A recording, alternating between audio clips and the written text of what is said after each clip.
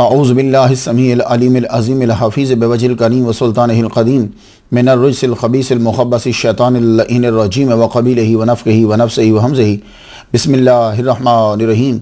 तमाम नबियों के सरदार हज़रत मोहम्मद सल्लल्लाहु अलैहि वसल्लम और तमाम मज़ाहिब के सरदार दीन इस्लाम के पैरोकारों, सलामुन अलैकुम तिब्तुम, रहमतें बरकतें आप पर। हाज़ा रहमतुम मिर रब्बी। आज की गुफ्तगू जो है वो 4 कम 100 पर पहुँच गई। अल्लाह तेरा शुक्र, तूने इस माह महीन को अपने औलिया का जिक्र करने की तौफीक दी। मैं एक दिन गौस पाक का तज़किरा कर रहा था तो मेरे मुंह से यूं अर्ज़ निकली, गौस पाक आपके दर पर तो सारे औलिया आते हैं, अगर आप मुझे उस जगह पे रख दें जहां औलिया कराम अपने नालैन उतारते हैं, मैं उनके नालैन सीधे करूंगा। मेरे लिए यही बहुत बड़ी सादत है। ये दुआ मैंने जो मांगी तो 1-2 दिन ही गुजरे, 2012 का नवंबर है, ये 1-2 दिन ही गुजरे कि मेरे हाथ ख्वाजा फरीदुद्दीन अत्तार रहमतुल्लाह अलैह की किताब लगी। तो मैं पढ़ रहा था उनकी हिस्ट्री को। उन्होंने अपनी किताब तज़किरतुल औलिया के अंदर 96 औलिया को सरनामा कलाम बनाकर गुफ्तगू की। तो मैं जो पढ़ता गया तो पता चला कि जब वो दुनिया से गए थे तो अल्लाह ताला ने उनकी कब्र पर फरिश्ते नाजिल फरमाए। जबकि उस दौर के काजी का यह कहना था कि ये तो स्टोरियाँ सुनाया करता था, लेकिन बाद में उन्हें कायल होना पड़ा कि जो वो स्टोरियाँ सुनाते थे उन्हीं की वजह से अल्लाह ताला ने उनकी कब्र पर ख़ास रहमत के फरिश्तों का नज़ूल फरमाया। मुझ में फिर शौक़ पैदा हो गया। मैंने कहा मैं भी अपनी ज़िंदगी के अंदर कम अज़ कम 96 औलिया तो ज़रूर बयान करूँगा। तो आज वो दुआ कबूल हुई और ये दुआ यकीनन पीरे पीरा शेख सैयद अब्दुल कादिर गिलानी रहमतुल्लाह अलैह की वजह से, उनके सदक़े से अल्लाह ताला ने पूरी फरमा दी। मेरे लिए आज बहुत बड़ा दिन है, यकीन जानिए बहुत बड़ा दिन है। 96 औलिया बयान करना आप लोगों के लिए तो हो सकता है आसान हो, लेकिन मुझे काफ़ी मेहनत करना पड़ती थी। मैं ढूंढता था, मेरे रब पाक ने मुझ पर करम किया, आज 96 नंबर आप तक पहुंचा और ये मेरी बख्शिश की ज़मानत है। अल्लाह से दुआ करता हूं कि मालिक इसे अपनी बारगाह में कबूल फरमा ले।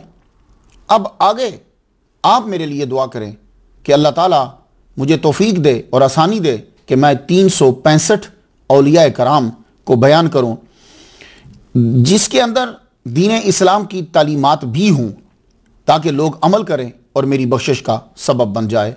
इस्मा दुआई बेखसाह से लुत्फ़े का, या अल्लाह आमीन आमीन आमीन आमीन बेजाह मुस्तफ़ा मुर्तज़ा मुश्तबा। इस लेक्चर के बाद बहुत अहम लेक्चर है, वो शुक्राना भी है। 97 नंबर जो लेक्चर है वो शुक्राना भी है। उसका टाइटल जो है वो किसी स्टोरी को नहीं बनाया, उसका टाइटल मैंने ये बनाया है कि अल्लाह ताला के वलियों का जिक्र करना ज़रूरी क्यों है, ये टाइटल बनाया। तो हो सकता है कि आपकी नज़र से वो हट जाए, लेकिन जितने लिसनर हमारे हैं, मैं गुजारिश करूंगा वो इस लेक्चर को ज़रूर समाअत करें। आइए गुफ्तगू को आगे बढ़ाएं। आज जिस हस्ती को सरनामा कलाम बनाया है उन्हें लोग कुछ यूं पुकारते हैं, फ़ख्रे सज्जादा नशीनान पाकिस्तान, मुजद्दिद तरीक़त व हकीकत, शम्सुल आरिफीन, हज़रत शम्सुद्दीन आलवी सयालवी चिश्ती रहमतुल्लाह अलैह। तारीख़ विलादत जो आपकी है वो 1799 ईस्वी है, जिसका अभी 2016 जा रहा है, और 1213 हिजरी है। तारीख़ विसाल आपकी 1883 ईस्वी है, 4 जनवरी, और सफ़र की 24 बनती है, 1300 हिजरी है। कमरी सालों के मुताबिक तकरीबन आपकी उम्र 86 साल बनती है, और शमसी सालों के मुताबिक तकरीबन आपकी उम्र 83 साल बनती है। पीरे पीरा शेख अब्दुल कादर गीलानी रहमतुल्लाह अलैह के विसाल से 652 साल बाद आप पैदा हुए और आज 2016 में आपको दुनिया से गए हुए तकरीबन 132 साल हो चुके हैं। आपका मज़ार सियाल शरीफ में है और यह गांव मुल्क पाकिस्तान के सूबा पंजाब के ज़िला सरगोदा के अंदर आता है। अजीम सनद से अजीम पैगाम समात कर लीजिए। इमाम रिज़ा अलैहिस्सलाम अपने वालिद गिरामी इमाम मूसा काज़िम से बयान करते हैं। इमाम मूसा काज़िम अपने वालिद गिरामी इमाम जाफ़र सादिक से बयान करते हैं। वो अपने वालिद गिरामी इमाम मोहम्मद अल बाकिर से बयान करते हैं। वो अपने वालिद गिरामी इमाम ज़ैनुल आबिदीन से बयान करते हैं। वो अपने वालिद गिरामी इमाम हुसैन से बयान करते हैं। वो अपने वालिद गिरामी मौला अली शेर खुदा रदी अल्लाह तआला अन्हु से बयान करते हैं। और मौला अली शेर खुदा रदी अल्लाह तआला अन्हु ने हुज़ूर सल्लल्लाहु अलैहि वसल्लम से सुना। आज मैं मतन दूसरा बयान करने लगा हूँ, चेन सेम है। हुज़ूर सल्लल्लाहु अलैहि वसल्लम ने फरमाया, अल ईमान मारिफतुन बिल क़ल्ब व क़ौलुन बिल लिसान व अमलुन बिल अरकान। ईमान दिल से पहचानने का नाम, जुबान से कौल इकरार करने का नाम और आज़ा के साथ अमल करने का नाम ईमान है। तो ये बात याद रखिएगा। आइए नाम से बरकत हासिल करते हैं। सियाल लजपाल को जो ये टाइटल दिया गया फ़ख्र सज्जादा नशीनान पाकिस्तान, इसका मतलब क्या है? ये टाइटल लोगों ने इसलिए दिया कि सियाल लजपाल पीर करम शाह अज़हरी का पीर खाना है। सियाल लजपाल मुजद्दिद मिल्लत पीर मेहर अली शाह गोलड़वी रहमतुल्लाह अलैह का पीर खाना है। सियाल लजपाल मुजद्दिद तरीक़त पीर सैयद हैदर अली शाह ऑफ जलालपुर का पीर खाना है। सियाल लजपाल मौलवी अब्दुल गनी ऑफ बड़ीला शरीफ का पीर खाना है। सियाल लजपाल पंजाब में सिलसिला चिश्तिया का मरकज़ है। सियाल लजपाल तसव्वुफ़ और सूफ़ीइज़्म का मरकज़ है। सियाल लजपाल जिनको मुजद्दिद वक्त पीर मोहम्मद मेहर अली शाह गोलड़वी रहमतुल्लाह अलैह ने मुजद्दिद तरीक़त कहा है। सियाल लजपाल जो मौला अली की औलाद से हैं। सियाल लजपाल जिनके लिए ख्वाजा तौसवी ने यूं दुआ की, अल्लाह साईं मेरे सियाल को रंग लाईं। सियाल लजपाल आप कुतुब मदार थे, आपका साया न था। आखिरी 10 साल इसको छुपाने के लिए सर पे छाता रखते थे।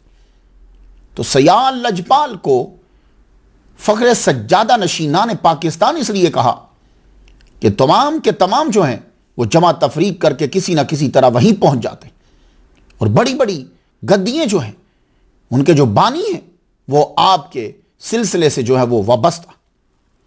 दूसरा, आपको शम्सुल आरिफीन कहा जाता है। शम्स सूरज को कहते हैं और यह लफ्ज़ कुरान मजीद में 32 मरतबा आया है। आरिफीन, शम्सुल आरिफीन, आरिफीन के सूरज। यह आरिफीन क्या है? आरिफीन आरिफ की जमा है। आरिफ का माना उर्दू में तो जानने वाला करते हैं, पहचानने वाला, जानने वाला करते हैं, मगर सूफिया में आरिफ वो होता है जो अल्लाह को उसकी ज़ात और सिफात के साथ जानता हो। दाता साहब क्या फरमाते हैं? दाता साहब फरमाते हैं कि आरिफ वो है जो माना के साथ साथ हकीकत को जाने। ये दाता गंज बख्श अली हुजवेरी रहमतुल्लाह अलैह फरमाते, माना के साथ साथ हकीकत को पहचाने। क्योंकि जो मौलवी होता है वो माना तो जानता है, लेकिन जब आरिफ बन जाता है तो फिर क्या मकाम होता है? फिर वो माना के साथ हकीकत को भी जानता है। अल्लाह आरिफ को तकदीर के रद्दो बदल से आगाह करता है। हज़रत अहमद बिन मोहम्मद बिन ज़ैद रहमतुल्लाह अलैह ने फरमाया, मैंने हज़रत शेख शिबली जुनैदी रहमतुल्लाह अलैह से सुना, आरिफ वो होता है जो गैरुल्लाह से ताल्लुक़ तोड़ ले। हज़रत ज़ुन्नून मिस्री रहमतुल्लाह अलैह फरमाते हैं, आरिफ वो होता है जो बातिन की हिफाजत करता है। हज़रत जुनैद बगदादी रहमतुल्लाह फरमाते हैं, आरिफ ज़मीन की तरह आजिज़, बादलों की तरह सही, खुद खामोश रहता है मगर अल्लाह उसकी शोहरत करता है। हज़रत अबू तय्यब सामिरी फरमाते हैं, अल आरिफ फ़ौक़ मा यक़ूलु वल आलिम दून मा यक़ूलु। हज़रत याहया बिन मुआज़ फरमाते हैं, आरिफ वो होता है जो मखलूक के साथ रहते हुए भी मखलूक से जुदा होता है। लिअन्नल आलिम काइमुन बिनफ्सिही वल आरिफ काइमुन बिरब्बिही। ये बड़ी टॉप की जो है वो डेफिनेशन है। लिअन्नल आलिम काइमुन बिनफ्सिही वल आरिफ काइमुन बिरब्बिही। और ख्वाजा शम्सुद्दीन अलवी सियालवी को आरिफीन का सूरज करार दिया गया। तो आपने आरिफ समझ लिया, आरिफ किसे कहते हैं? तो आरिफ जब समझ लोगे तो सियाल लजपाल को जो टाइटल दिया गया वो शम्सुल आरिफीन का टाइटल दिया गया। और ये टाइटल उन्होंने खुद नहीं रखा। कुछ टाइटल होते हैं कि आदमी खुद रखता है क्योंकि लोगों को पता नहीं होता टाइटल क्या देने हैं, तो फिर वो नया ढूंढ के देते हैं। आपने खुद भी नहीं दिया। और फिर खुद कुछ टाइटल ऐसे होते हैं कि मुरीदीन बनाकर दे देते, क्योंकि उनको तो लालच है। लेकिन शम्सुल आरिफीन का टाइटल सैयाद लजपाल रहमतुल्लाह अलैह को उन्होंने दिया है कि जो वक्त के उलामा थे, जो खुद एक मदरसा थे, जो खुद एक लाइब्रेरी थे, जो खुद मुजद्दिद थे, जो साहिब किताब व खिताब थे, उन्होंने ये शम्सुल आरिफीन का सैयाद लजपाल को टाइटल दिया। शम्सुद्दीन ये आपका जाती नाम है। शम्सुद्दीन दीन की रोशनी फैलाने वाला, दीन का सूरज। ये लफ्ज दीन नाम का हिस्सा जो बना तो ये 4वीं सदी हिजरी से शुरू हुआ और ये दिमश्क से शुरू हुआ। पहले दीन जो है वो नाम का हिस्सा नहीं होता था। आप देख लीजिए, अबू बकर सिद्दीक रदी अल्लाह तआला अन्हु, हजरत उमर, हजरत उस्मान, हजरत अली, सहाबा कराम चलते हैं, ताबईन का दौर भी आया, इमाम अहमद बिन हंबल, इमाम आजम, इमाम शाफी, अबू हनीफ। तो ये दीन कब शामिल हुआ? दीन नाम का हिस्सा 4वीं सदी हिजरी से शुरू हुआ और दिमश्क से शुरू हुआ। जो बड़े बड़े शुराफा और उमरा होते थे, जब उनको बुलाया जाता था महफिल के अंदर, तो उनको लक़ब दिए जाते थे ऐसे कि जिनका मुज़ाफ़ दीन होता था। फिर वहां से ये सफर करता, ट्रैवल करता हुआ ये नाम हिंदुस्तान में आया। हिंदुस्तान में फिर उन लोगों ने अपनाया जो वहां के बादशाह बने यहां हिंदुस्तान में, या बड़े बड़े आला ओहदों पर फायज हुए। फिर ये बिल्कुल मशहूर हो गया। फिर आम दूसरे तबकों में भी ये लफ्ज दीन जो है हिस्सा बनने लगे। आपका नाम शम्सुद्दीन, आलावी, सयाल लजपाल के नाम के साथ आलावी आता है। ये लाम के ऊपर जबर है, अल्लवी नहीं पढ़ेंगे, आलावी पढ़ेंगे। इनको आलावी क्यों कहते हैं? ये अली वाले हैं। ये हजरत अली रदी अल्लाह ताला की औलाद से हैं, लेकिन बीबी फातिमा के बतन से नहीं। सयाल लजपाल का घराना अलावी है, यानी हजरत अली की औलाद से। इनका शजरा नसब जमान अली बिन औन कुतब शाह से जाकर मिलता है और उनके जरिए से फिर जाकर हजरत अली शेर खुदा रदी अल्लाह ताला अन्हु से मिलता है। इनको अलावी भी कहते हैं और कुतब शाही भी कहते हैं। तो सयाल लजपाल जो हैं, ये इनका शजरा भी जब जाएगा तो ये भी अरब से जाकर मिल जाएगा। अब मैं एक हवाला देना चाहता हूं। वैसे मैंने ये भी पढ़ा है कि सयाल लजपाल जो है ये हजरत अब्बास की औलाद में से। हजरत अब्बास कौन से? वो जो करबला में इमाम हुसैन के साथ है। लेकिन मैं आपको एक और तहकीक देना चाहता हूं। लेकिन ये तो तय है कि आप कुतुब शाही की औलाद से हैं और वो मौला अली की औलाद से हैं। क्रिस्टफी फ्रेंच स्कॉलर का कहना है कि कुतुब शाह मौला अली की दूसरी बीवी खौला बिनत जाफर अल हनफिया के बेटे, जो वालिदा की वफात के बाद मोहम्मद बिन अल हनफिया कहलवाए, उनकी औलाद से। क्रिस्टफी की रिसर्च सुन ली। वो कहता है कि ये जो अलवी हैं, ये मौला अली की जो जोजाती खौला बिनते जाफर अल हनफिया, ये हनफिया जो है ये कबीला है। मोहम्मद बिन हनफिया मशहूर हुए, वो वजह ये हुई कि आपकी वालिदा का कबीला जो था उसका नाम आपके नाम के साथ लग गया, वरना तो मोहम्मद बिन अली हुए ना। मोहम्मद बिन हनफिया क्यों कहलवाए? वो कबीला है आपकी वालिदा का। तो उनकी औलाद से, इस फ्रेंच की ये रिसर्च है कि उनकी औलाद से जो बच्चे हैं वो कुतुब शाही इनकी औलाद से। और ये कबीला बड़ा मशहूर था। जिस कबीले से पीर सियाल लजपाल हैं, पीर सियाल लजपाल के खून में खून है उन लोगों का कि जिन्होंने सारी जिंदगी आर्मी के अंदर गुजार दी, जिन्होंने सारी जिंदगी जो है वो इस्लाम में गुजार दी। इस खून के असर की वजह से आपको समझ आ गई होगी कि गवर्नमेंट बरतानिया के साथ सियाल लजपाल घराने की क्यों नहीं लगती थी। यह कबीला आर्मी में रहा। हारून रशीद की आर्मी की जो कमांड थी वो कुतुब शाही खानदान के हाथ में थी, यानी इनकी आबाओ अजदाद की। तो सबसे पहले हारून रशीद की फौज को छोड़कर अफगानिस्तान हरात के अंदर यहां कुछ देर कयाम किया। वहां से ये कुतुब शाही आपका जो कबीला है ये हिंदुस्तान की फौज में जाके शामिल हो गए। तो कुतुब शाही के 6 बेटे हुए, अल्लाह ताला ने इनको 6 बेटे अता फरमाए। ये जब हरात से इंडिया आए तो यहां भी फौज के अंदर रहे और दरबार में आला ओहदों पर फायज रहे। इनको आवान का लक़ब दिया गया, आवान का। तो सुल्तान बाहू ये भी कुतुब शाही की औलाद से हैं और सयाल लजपाल जो हैं ये भी कुतुब शाही की औलाद से। तो सुल्तान बाहू भी अलवी हैं और सयाल लजपाल जो हैं ये भी अलवी हैं। बात आप लोगों की समझ में आ गई जितने सयाल लजपाल के मानने वाले हो। तो सयाल लजपाल जो हैं ये कुतुब शाही की औलाद से और वो मौला अली की औलाद से। सियालवी या निस्बती है, सियाल का रहने वाला। ये सयाल शरीफ जो है ये शहर मुल्क पाकिस्तान मौजूदा, उसका सूबा पंजाब, उसका शहर जो सरगोदा है उससे 30 माइल्स दूर है। पंजाब में 2 कबीले सयाल कहलवाते हैं। एक वो जो जंग के अकनाफ व अतराफ में रहते हैं, ये राजपूत हैं। इनके मूरस आला ने बाबा फरीउद्दीन गंज शक्कर रहमतुल्लाह अलैह की तालीमात को कबूल किया और इस्लाम कबूल किया और कालिमा पढ़ा। दूसरा कबीला जो कुतुब शाही है ये भी सयाल कहलवाते हैं, लेकिन ये हजरत अली शेर खुदा रज़ी अल्लाह ताला अन्हु की औलाद से हैं, उनसे सयाल लजपाल। अब ये तलफ़ुज़ इसका क्या है? तो एक लफ्ज़ होता है सयाल, या के ऊपर शद, ये अरबी जुबान का लफ्ज़ है, मुबालगा का सीगा है, माना होता है बहुत बहने वाला, रकीक। और एक है सियाल, या के ऊपर ज़बर, ये हिंदी लफ्ज़ है, इसका माना होता है जाड़ा, मौसम सरमा। तो यह सियाल नाम क्यों पड़ा? तो एक नजरिया यह है कि कहते हैं कि यह असल में साल था। तो साल जो है वो मरूर ज़माना और कसरत इस्तेमाल की वजह से साल सियाल पड़ गया। यह एक नजरिया जो है वो पेश किया जाता है। सियाल जात है या कबीले का नाम है? इसके लिए एक तहकीक आपकी नजर करना चाहता हूं। सर डेंजल चार्ल्स 1870 दिसंबर में पंजाब आए।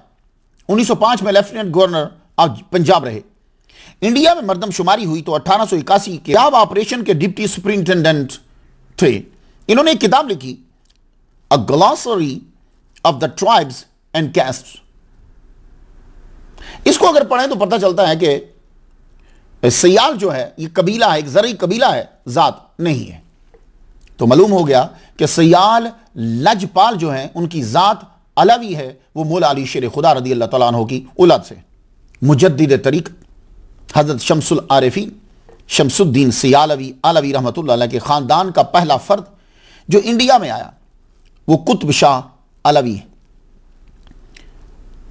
हम गुफ्तगू शुरू करते हैं कि जो इनके ख़ानदान में बड़ा मशहूर हुआ बाद में, वो ख्वाजा शेर करम अली अलवी कादरी रहमतुल्लाह अलैह। ये एक बड़ा मशहूर नाम है, करीब का नाम है जरा। कौन सा? ख्वाजा शेर करम अली अलवी कादरी रहमतुल्लाह अलैह। आपने इल्म शरीयत पेशावर से हासिल किया। मुख्तलिफ अदवार के अंदर इल्म के मुख्तलिफ मराकिज होते हैं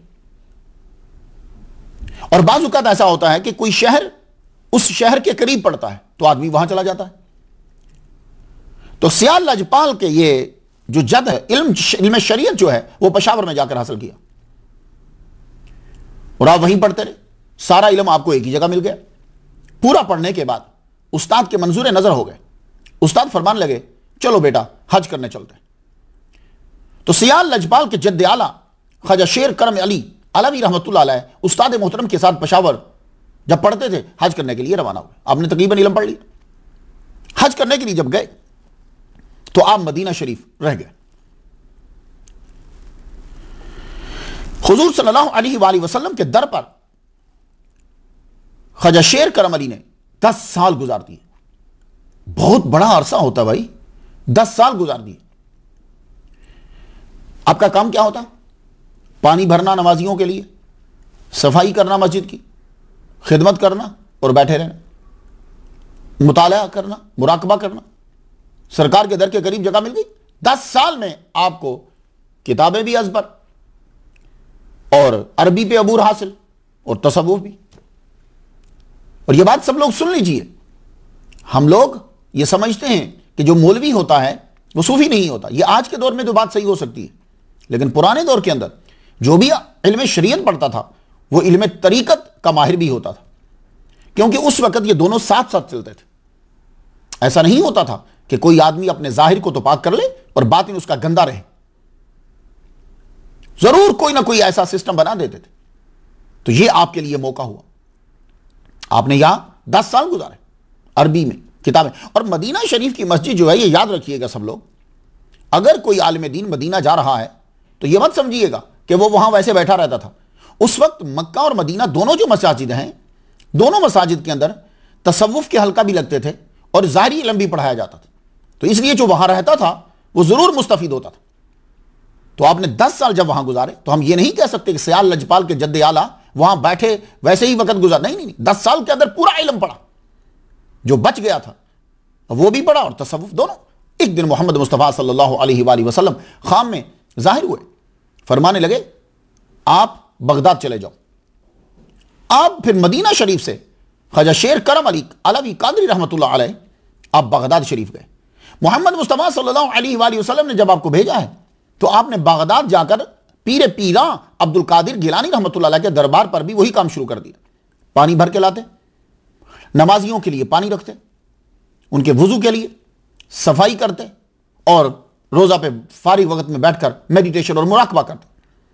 आपका जब वक्त वहां पूरा हुआ तो बगदाद से अब्दुल कादिर गिलानी रहमतुल्लाह अलैह खाम में तशरीफ लाए और आपने फरमाया आप अब चले जाइए, यहां से मुल्तान चले जाइए और वहां जाकर सैयद अबुल हिसाब मूसा पाक शहीद रहमतुल्लाह अलैह की जाकर बायत कर लीजिए।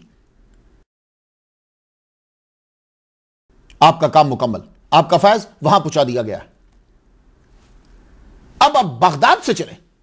सियाल लजपाल लोग ऐसे नहीं कोई मशहूर होता, कोई बात तो है ना, किसी के साथ तो लगा है, कोई तो उसके पीछे है ना। तो आप बगदाद से जब चले, बगदाद से सीधा मुल्तान आए, मुल्तान तशरीफ लाए, तो यहां आकर आपने मूसा पाक शहीद रहमतुल्लाह अलैह, ये गिलानी है, ये भी गौस पाक की औलाद से, इनकी बात की। इनको शहीद क्यों कहा जाता है? मूसा पाक शहीद, मुल्तान के लोग इन्हें जानते हैं। असल में हुआ क्या कि जाट कबीला की जो लंगा की वार थी, सिविल वार, उसके अंदर आपको गोली लग गई, तो आप जो है वो शहीद हो गए उस गोली से, इसलिए आपके नाम के साथ शहीद लगता है। तो ख्वाजा शेर करम अली अलवी रहमतुल्लाह अलैह ने इनसे बात करी, फैज लिया और यहां से आप वापस तशरीफ लाए। वो भी अपने पीर के कहने पर उन्होंने फरमाया अब आप वापस चले जाइए, जहां आपके मां बाप थे उसी जगह पे जाइए। तो करम अली जो हैं ये अब सफर करके मुल्तान से धोल बाला में पहुंचे। वहां अम्मी और अब्बू थे, आप अपनी अम्मी और अब्बू की इजाजत से पढ़ने के लिए गए थे, लेकिन वापस आए तो अम्मी और अब्बू नहीं है और एक आध रिश्तेदार था आपका, वैसे तो सारा कबीला, एक आध रिश्तेदार था वो भी गया, कोई भी नहीं कस्बे में। तो आपने अपना वहां से डेरा उठाया और जंगल में जाके डेरा लगाया। जंगल में डेरा लगाया, अल्लाह की इबादत शुरू कर दी। तो अल्लाह का वली और आलिम दीन जहां डेरा लगाता है, आदमी आने लग जाते, लोग आहिस्ता आहिस्ता रफ्ता रफ्ता आने लग गए। जब आए तो यहां भी आपने वही काम किया। सूफी वली कामिल जहां जाएगा लोगों के फायदे के लिए काम करेगा। सबसे पहले कुआं खुदवाया कि लोगों को पानी पीने में प्रॉब्लम है, फिर अल्लाह का घर बनाया कि लोगों को इबादत करने में प्रॉब्लम है। अल्लाह का घर बनाने के बाद फिर आपने मकानात बनवाए कि लोगों को रहने में प्रॉब्लम है, क्योंकि मस्जिद में सोना तो हराम है ना। नवई तो सुन्नत अल इतिकाफ, अगर आप लोगों को कभी मस्जिद में जाना पड़ जाए तो ये याद रखिए मस्जिद में खाना हराम है, मस्जिद में सोना हराम है। तो इसीलिए मस्जिद में दाखिल होते हुए दावत इस्लामी वाले आपको बार बार याद करवाते हैं ना कि नवई तो सुन्नत अल इतिकाफ पढ़ लो। तो ये नवई तो सुन्नत अल इतिकाफ इसीलिए पढ़ लो कि आप अगर खा लिया या बात कर ली तो तुम्हें गुनाह ना हो। तो मस्जिद में तो नहीं सो सकते थे, तो सियाल लजपाल के जद्दे आला ने क्या किया, मकानात बनवा दिए। अब तो उस जंगल में भी मंगल लग गया, लोगों को फैज देना शुरू कर दिया। फारसी जुबान पे अबूर हासिल था आपको, अरबी जुबान आपने 10 साल मदीना शरीफ में पढ़ा था, वहां रहे थे, अरबी जुबान पे अबूर हासिल, अल्लाह के बंदों की खिदमत में लग गए। आपने फिर अपने मुर्शिद के हुक्म से एक पाक दामन औरत से शादी कर ली। शादी जब की, अल्लाह ताला ने आपको 5 बेटे अता फरमाए। इनमें से एक बेटा हजरत ताज महमूद अलवी रहमतुल्लाह अलैह मुकम्मल कंप्लीट कॉपी थे अपने अब्बा हुजूर की, तरीकत में भी और शरीयत में भी। ये हज करने के लिए जब गए तो वहां विसाल हो गया, अल्लाह ताला ने वहीं रख लिया, लेकिन निशानी छोड़ गए। आपके साहबजादा थे जिनका नाम हाफिज बरखुदार अलवी रहमतुल्लाह अलैह, ये दादा को बड़े प्यारे थे। क्यों? इसलिए कि हाफिज कुरान थे। ये अपने दादा को करम अली अलवी इन्हें कुरान सुनाया करते थे, तो आप बड़े खुश होते थे कुरान सुन के, पोते से बड़ा प्यार। तो आपकी रूहानियत की वजह से हाफिज बरखुदार अलवी रहमतुल्लाह अलैह, इनकी रूहानियत की वजह से लोग इस्लाम की तरफ आने लगे। तो मौजा हिंदवान के उमरा ने 500 बीघा जमीन जो है वो आपको दी। ये 500 बीघा जमीन जो है, यहां सियाल शरीफ जो है वो आबाद किया गया। एक बीघा 4 कनाल का होता है, तो 500 बीघा 2000 कनाल जमीन हुई। तो 2000 कनाल जमीन जो आपको मिली, तो जाती अपने फायदे के लिए इस्तेमाल नहीं की कि अपने फायदे के लिए इस्तेमाल करें, नहीं कहा जो इस्लाम में दाखिल होता है यहां मकान बनाए, जो पढ़ना चाहता है यहां मकान बनाए, जिसके पास मकान नहीं है यहां मकान बनाए। ये सूफी का कमाल होता है, ये तसव्वुफ है। ये चाहते हैं हम। तसव्वुफ हिंदुओं और सिखों की तरह ये जंगलों में निकल जाना नहीं है। तसव्वुफ बातिन को पाक करना और इंसानों को फायदा देना। अब इनके बाद हाफिज मोहम्मद शरीफ अलवी सियालवी रहमतुल्लाह अलैह, ये अपने वालिद ग्रामी हजरत हाफिज बरखुदार अलवी रहमतुल्लाह के बाद जानशीन हुए। ये भी शरीयत और तरीकत का खूब इन्होंने इल्म फैलाया। इनके 4 साहबजादे हुए, उनमें से एक थे मियां मोहम्मद यार अलवी सियालवी रहमतुल्लाह अलैह। इन्होंने खुद को छुपा के रखा हुआ था, अल्लाह ताला ने इश्क मुस्तफ़ा अता किया। इन्होंने क्या किया, जिम्मेदारी को इख्तियार कर लिया। जिम्मेदारी, बहुत बड़े औलिया ऐसे गुजरे हैं कि जिन्होंने जिम्मेदारी की है, खेत में हल चलाया, बहुत से बुजुर्ग हैं। इन्होंने भी खुद को उसमें छुपा लिया, लेकिन हर वक्त दुरूद शरीफ पढ़ते रहते। इतना इश्क था कि किसी से हुजूर सल्लल्लाहु अलैहि वसल्लम का नाम सुन लेते, आंखों में आंसुओं की झड़ी लग जाती, रोने लग जाते। अल्लाह अकबर जल्ला शाह। मोहम्मद यार अलवी रहमतुल्लाह अलैह का निकाह हजरत अल्लामा अब्दुर्रहमान की साहबजादी जो हाफिजा आलिमा आमिला वलिया कामिला जन्नत बीबी से हुआ। आपका इलाका सियाल से 1 माइल जो है वो दूर था। आप इलाके की बच्चियों को कुरान मजीद पढ़ाया करती थी। एक हाफिजा आलिमा आमिला वलिया कामिला जन्नत बीबी का निकाह एक आशिक मुस्तफ़ा से जब हुआ, अल्लाह ताला ने एक अमानत सपुर्द की थी, वो अमानत इनके सपुर्द हो गई। अमानत जो है वो करारे मकीन में जब आ गई, अब उसका एक पीरियड है अमानत के ज़हूर का। उस अमानत के ज़हूर के पीरियड के दौरान जरा अमल देखिए, आप रोजाना का 41 मरतबा सूरह यासीन की तिलावत फरमाती। बाकी फराइज नवाफिल काम बच्चियों को पढ़ाना 41 मरतबा सूरह यासीन। अल्लाह अकबर जल्ला शान। फिर एक दिन वो आया कि वो अजीम अमानत कौम के सपुर्द कर दी, नाम रखा शमसुद्दीन, और बाद में सियाल लजपाल मुजद्दिद तरीकत हजरत शमसुल आरिफीन शमसुद्दीन अलवी सियालवी के नाम से यह अमानत मशहूर हुई। यह एक अजीम बेटा अल्लाह ताला ने मियां यार मोहम्मद अलवी रहमतुल्लाह अलैह को अता फरमाया। आपकी विलादत 1799 में हुई। सियाल लजपाल मुजद्दिद तरीकत खुशी का पयाम थे। यहां नुक्ता पीर करम शाह अज़हरी रहमतुल्लाह अलैह का एक नुक्ता है। कहने लगे 1799 को ही अंग्रेजों ने टीपू सुल्तान को शहीद किया। 1799 को ही रंजीत सिंह ने लाहौर पर कब्जा किया भंगी मिसल से। अब मुसलमान मायूस है। उस मायूसी के आलम में 1799 के अंदर अल्लाह ताला ने सियाल लजपाल का ज़हूर दुनिया में कर दिया। अब अकलौते बेटे, मां हाफिजा है, मां तो अब अपना सारा फैज मुंतकिल कर देगी। अब्बा की तरफ से इसके इश्क मुस्तफ़ा आया, मां की तरफ से कुरान मजीद आया, अदब आया, तसव्वुफ आया, बच्चे की परवरिश शुरू हो गई। एक बात सब लोग सुन लीजिए, बच्चे की परवरिश सिर्फ लफ्जों से नहीं होती। बच्चे की परवरिश जो है वो पूरे घर के 24 घंटे कर रहे होते हैं।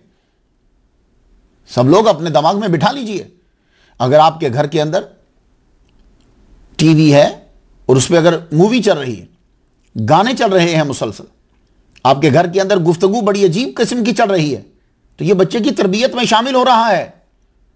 हम ये समझते हैं कि तरबियत यह है कि बच्चे को स्कूल भेज दिया या मौलवी साहब ने लेक्चर दे दिया। नहीं, ऐसा हरगिज नहीं है। तो जब आपका बच्चा पैदा हो गया है, बल्कि उसकी विलादत से 1 साल पहले, अब चूंकि आपको पता नहीं है इसलिए शादी के फौरन बाद जो है वो तरबियत शुरू हो गई है। इस नुक्ते को अगर सब लोग आप समझ गए तो यकीन जानिए हमारी औलाद ठीक हो सकती है। बच्चे की विलादत से साल पहले, अब उसके लिए मैं ये तयन करता हूं कि जिस दिन शादी हुई है उस दिन से बच्चे की तरबियत शुरू है। अब आप पे डिपेंड करता है कि आप क्या बनाना चाहते हो बच्चे को। जो तुम करोगे अब वही बच्चे की तरफ मुंतकिल हो जाएगा। तुमने नमाजें शुरू कर दी हैं, नवाफिल शुरू कर दी हैं, कुरान शुरू कर दिया है, ये चीजें बच्चे की तरबियत शुरू हो गई। अब वो घर से, अब अगर घर में टीवी है, गाने हैं, आ रहे हैं लोग, गालियां दे रहे हैं या इस्लाम क्या, बच्चे के जहन में वही चीजें जाती जा रही हैं।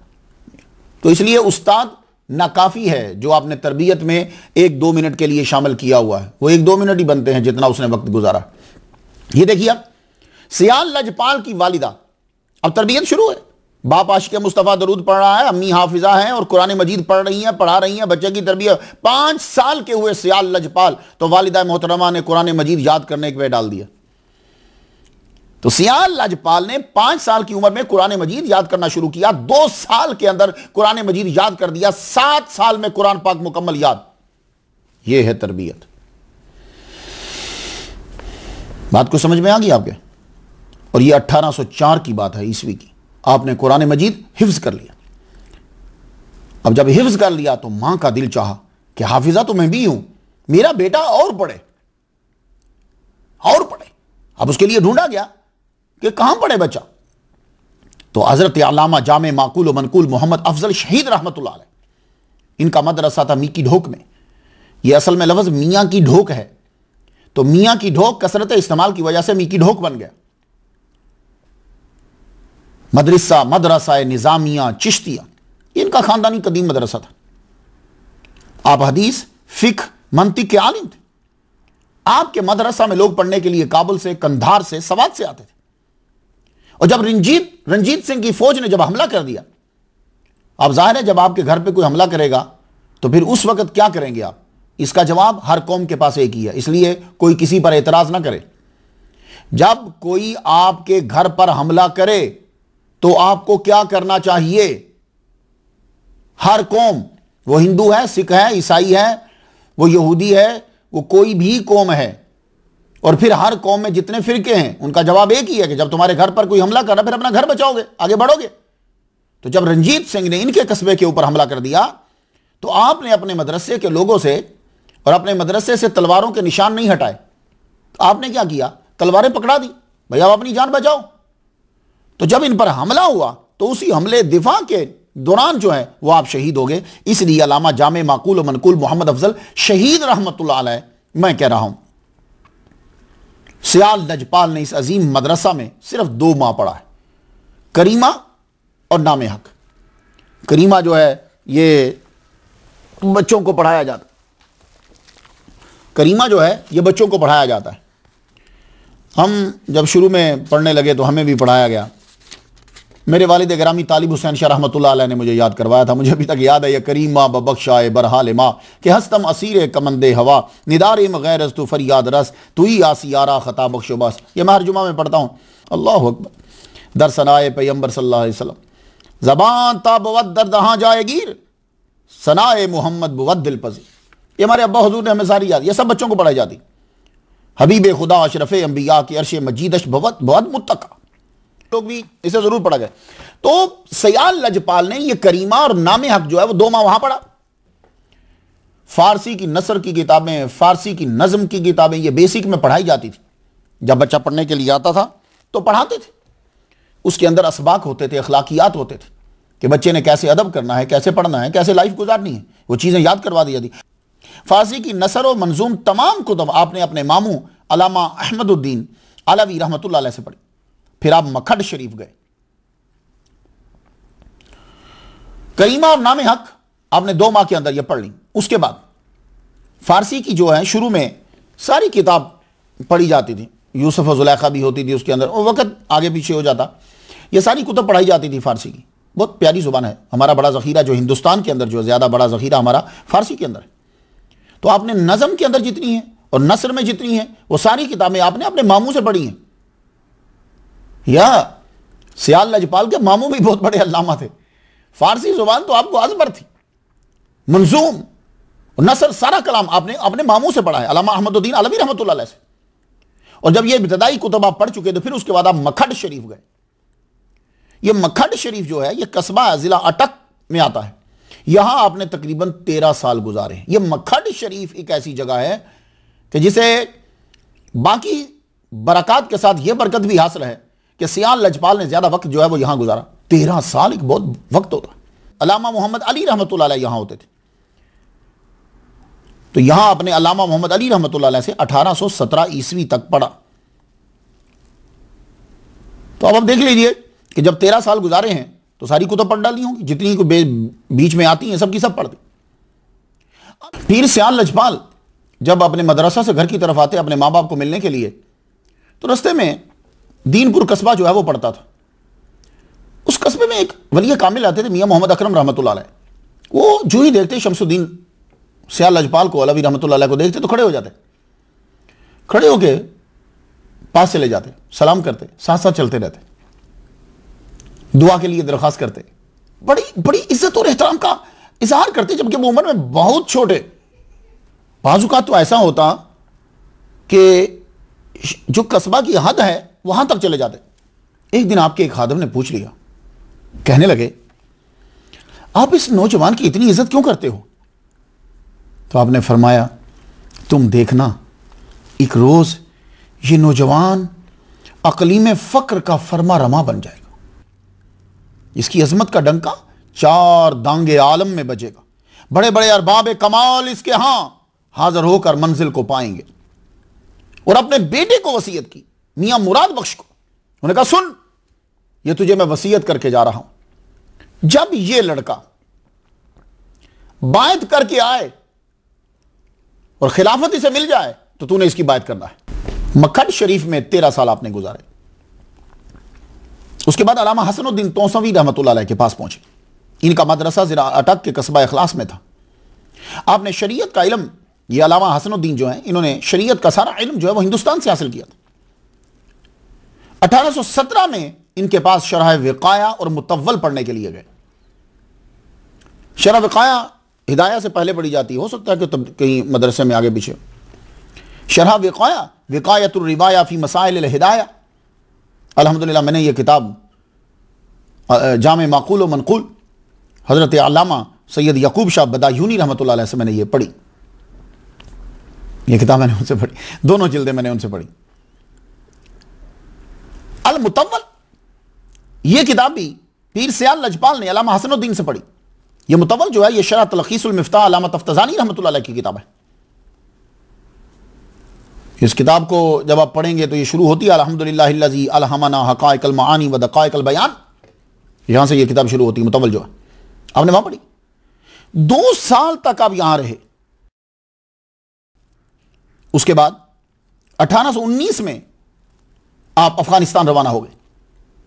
तो सियाल लजपाल अब हायर एजुकेशन के लिए, सनद लेने के लिए, दस्ताने फजीलत के लिए हिंदुस्तान से, यानी उस वक्त ये सारा हिंदुस्तान ही होता था, यहां से आप अफगानिस्तान के लिए रवाना हुए। जब आप वहां पहुंचे, आपने सुना तो था कि वहां अल्लामा गौस मोहम्मद रहमतुल्लाह अलैह हैं, हाफिज दराज हैं, लेकिन आदमी जब जाता है तो शुरू में प्रॉब्लम होती है, ढूंढने में भी और जगह का बड़ा मसला बनता है। मैं कई मुल्कों में जाता हूं, ये जैसे एक मिसाल देता हूं आपको, मोरक्को में मैं गया, मराकिश में पूरा दिन ढूंढता रहा कि मोहम्मद बिन सुलेमान जजूली रहमतुल्लाह अलैह का रोज़ा कहाँ है। जबकि जिस जगह पे मैं खड़ा था, एक दफ़ा मैं वहां से पैदल ही चला गया, पैदल ही चला गया और पैदल वापस आ गया। ना टैक्सी वाला जवाब दे रहा है, ना मुझे मिल रहा है। तो बाज़ का जगह का मिलना भी बड़ा मुश्किल हो जाता है। आपको अफगानिस्तान के अंदर जब आप पहुंचे तो रिहाइश का बड़ा मसला बना सियाल लजपाल को। अब यूं ही जा रहे हैं, आवाज आई आगे से, हटो बचो, हटो बचो, अमीर शेर अली खां की सवारी आ रही है। अब जरा खून देखिए, मुला अली का खून है ना। तो पीर सियाल लजपाल आगे बढ़े, आगे बढ़कर उसके उसके उसके घोड़े की लजाम को पकड़ लिया। लजाम को पकड़ के सियाल लजपाल ने क्या जुमला कहा, फरमान लगे बराया कामत मा जाए मीदही या नमीदही। अच्छा, जलन से जुमला बोला। तो अमीर शेर अली खां आगे से क्या बोलता है, पीर सियाल लजपाल को यह कहने लगा, चरा नमीदहम बसरो चशमीदहम, क्यों नहीं दूंगा, आप मेरे मेहमान रहिए। 3 दिन तक पीर सियाल लजपाल अमीर शेर अली खां के शाही मेहमान रहे। और अफगानिस्तान के अंदर भी पीर सियाल लजपाल का इतना, आप माशाल्लाह आलिम तो थे, बस उस सनद फरागत लेनी थी, कोई थोड़ा सा फैज लेना था। क्योंकि जब आदमी हिदाया तक, मिशकात तक पहुंच जाता है तो फिर आदमी खुद आगे बढ़ता जाता। मैंने भी जब हिदायत शरीफ शुरू की, थोड़ा ही पढ़ा, उस्तादों ने फरमाया ठीक है, अब आगे चलते जाओ। आप जब वहां पहुंचे, आपके इल्म को तस्लीम किया गया। और जो अमीर शेर अली खां के दरबार का जो काजी था, उसका अपना मदरसा भी था, उसने पीर सियाल लजपाल को अपने पास रख लिया। अपने पास रख के कहने लगा, जो जो आप मुताला करना चाहते हो आप करो, मेरे पास रहो। आपने वहां कुछ रोज कयाम किया। 3 दिन शाही मेहमान रहने के बाद मदरसा में मुंतकिल हो गए। आपकी जब रिहायश का बंदोबस्त कर दिया गया, आपने वहां पढ़ना शुरू किया। इस कदर उस्ताद आपसे मुतासर हुए कि वो काजी मुतासर हुआ, कहने लगा कि आप मेरे बेटे बन जाओ। मेरा बेटा नहीं है तो कैसे बेटे बनो, मेरी बेटी से निकाह कर लो, तो तुम मेरे पास ही रह जाओ, मैं तुम जैसे काबिल शागिर्द को खोना नहीं चाहता। तो अफगानिस्तान में पंजाबी नहीं बोली जाती थी, यह मुजद्दिद तरीकत फारसी का भी माहिर है। आपने फरमाया नहीं, मैं अपने मां बाप का अकलौता बेटा हूं, मेरे मां बाप ने सिर्फ इतनी ही इजाजत दी है कि मैं यहां से दस्तार फजीलत हासिल करूं, मैं यहां शादी नहीं कर सकता। ये अजीम लोग होते हैं, अल्लाह अकबर, ये होता है मां बाप का असर। तो वहां से फिर आपने शेखुल हदीस अल्लामा गौस मोहम्मद रहमतुल्लाह अलैह, इनसे हदीस की कुतब वो पढ़ी, मिशकात शरीफ भी वहीं आपने पढ़ी। हाफिज मोहम्मद दराज रहमतुल्लाह अलैह, उनसे भी पढ़ा। अल हिदाया शरीफ जो है, ये भी आपने, मुझे यूं ही मालूम होता है कि आपने इसका मुताला भी जाके अफगानिस्तान में ही किया। किताबुल हिदाया यहदिल हुदा इला हफ़ीज़ी है व यजलुल अमा, हिदाया शरीफ भी ये हमारी बहुत हाई किताब है, अल्लाह अकबर जल्ला शान। अब देख रहे हैं कि तसव्वुफ में जो आदमी दाखिल हो रहा है, हमारा तसव्वुफ क्या है कि इसमें शरअ विक़ाया पढ़ी जा रही है, मुतव्वल पढ़ी जा रही है, इसके अंदर फारसी पढ़ी जा रही है। तसव्वुफ में दाखिल होने के लिए हिदायत शरीफ को पढ़ा जा रहा है, सिहाह सित्ता को पढ़ा जा रहा है, बुखारी पढ़ी जा रही है और सारी पढ़ी जा रही है। बात याद रखिए, लोग बुखारी पढ़ते हैं पर सारी नहीं पढ़ते। हमारे यहां बुखारी पढ़ी जा रही है, सारी पढ़ी जा रही है। तो आपको वहां अफगानिस्तान में दस्तार फजीलत मिली, वहां के बड़े बड़े अल्लामा ने। अब इसी अंदाजा लगा लीजिए, जब अमीर शेर अली खां का काजी जो है, दरबार का काजी जब आपसे कह रहा है कि आप मेरी बेटी से निकाह कर लीजिए, यही रुक जाइए, तो भाई तो वो पैसों की वजह से तो नहीं ना बेटी दे रहे। तो पीर सियाल लजपाल, ऐसे नहीं पीर मेर अली शाह मुरीद हुए, पीर सियाल लजपाल ने दस्तार फजीलत हासिल करी। फिर आप वापस आ गए। अब जब वापस आए, कुछ देर आपने घर कयाम किया। कयाम करने के बाद आप तौसा शरीफ की तरफ रवाना हो गए। यह तौसा शरीफ जो है, मौजूदा मुल्क पाकिस्तान के सूबा पंजाब के जिला डेरा गाजी खां का शहर है। 20 साल की आपकी उम्र है। सियाल लजपाल ने 20 साल की उम्र के अंदर जिसको काल कहा जाता है वो सब पढ़ लिया, माकूल भी और मनकूल भी, यानी मंतिक भी और दूसरे इल्म सारे पढ़ने के बाद अजबर किताबें याद कर ली। मुजद्दिद तरीकत को अरबी भी याद है, फारसी भी आती है, उर्दू भी है, पंजाबी भी है। इस मुजद्दिद तरीकत को अबूर था। उस दौर में उर्दू वही होती थी, बाद में तरक्की आहिस्ता आहिस्ता करी इसने। आप इल्म शरीयत पढ़ने के बाद अब तसव्वुफ की तरफ पढ़े, ये होता है तसव्वुफ। इसलिए मैं गुजारिश करना चाहूँगा सबसे, और अब तो माशाल्लाह हमारा ये 4 कम 100 पे बात पहुँच गई, बहुत लोगों ने सराहा माशाल्लाह। अभी मैंने पिछला लेक्चर जो है वो मेरा 1 हफ्ते भी नहीं गुजरे कि 6000 आदमियों से जो है वो देख भी चुके हैं। इससे पता ये चला कि लोगों को दिलचस्पी है। एक साहब ने मुझे फैसलाबाद से कहा कि जनाब मैं आपकी पूरी तकरीरों की किताब लिखना चाहता हूं। मैंने कहा नहीं, किताब नहीं लिखो, क्योंकि जब आप सुनकर लिखोगे तो कुछ तब्दीली हो जाएगी और वो लोग समझेंगे कि मैंने लिखा है। लिख नहीं सकते। हाँ, ये आप कर सकते हो कि आप सुनो और सुनाओ, कॉपी करके आगे लोगों को, जैसे मुख्तलिफ ममालिक के अंदर रोज़ाना घर में बैठ के सुना जाता है, या मुख्तलिफ अदारों के अंदर एक लेक्चर जो है वो आधा आधा करके सुना जाता है। लाहौर में ऐसा ही होता है। तो पता आपको मालूम ये हो जाए कि हमारे यहां तसव्वुफ ये है कि इल्म शरीयत पढ़ने के बाद अब उस शरीयत को लागू करने के लिए जाया जाता है। तो क्वेश्चन ये है कि सियाल लजपाल तौसा शरीफ क्यों गए, कहीं और क्यों नहीं चले गए? सुनिए, इसके पीछे एक स्टोरी है।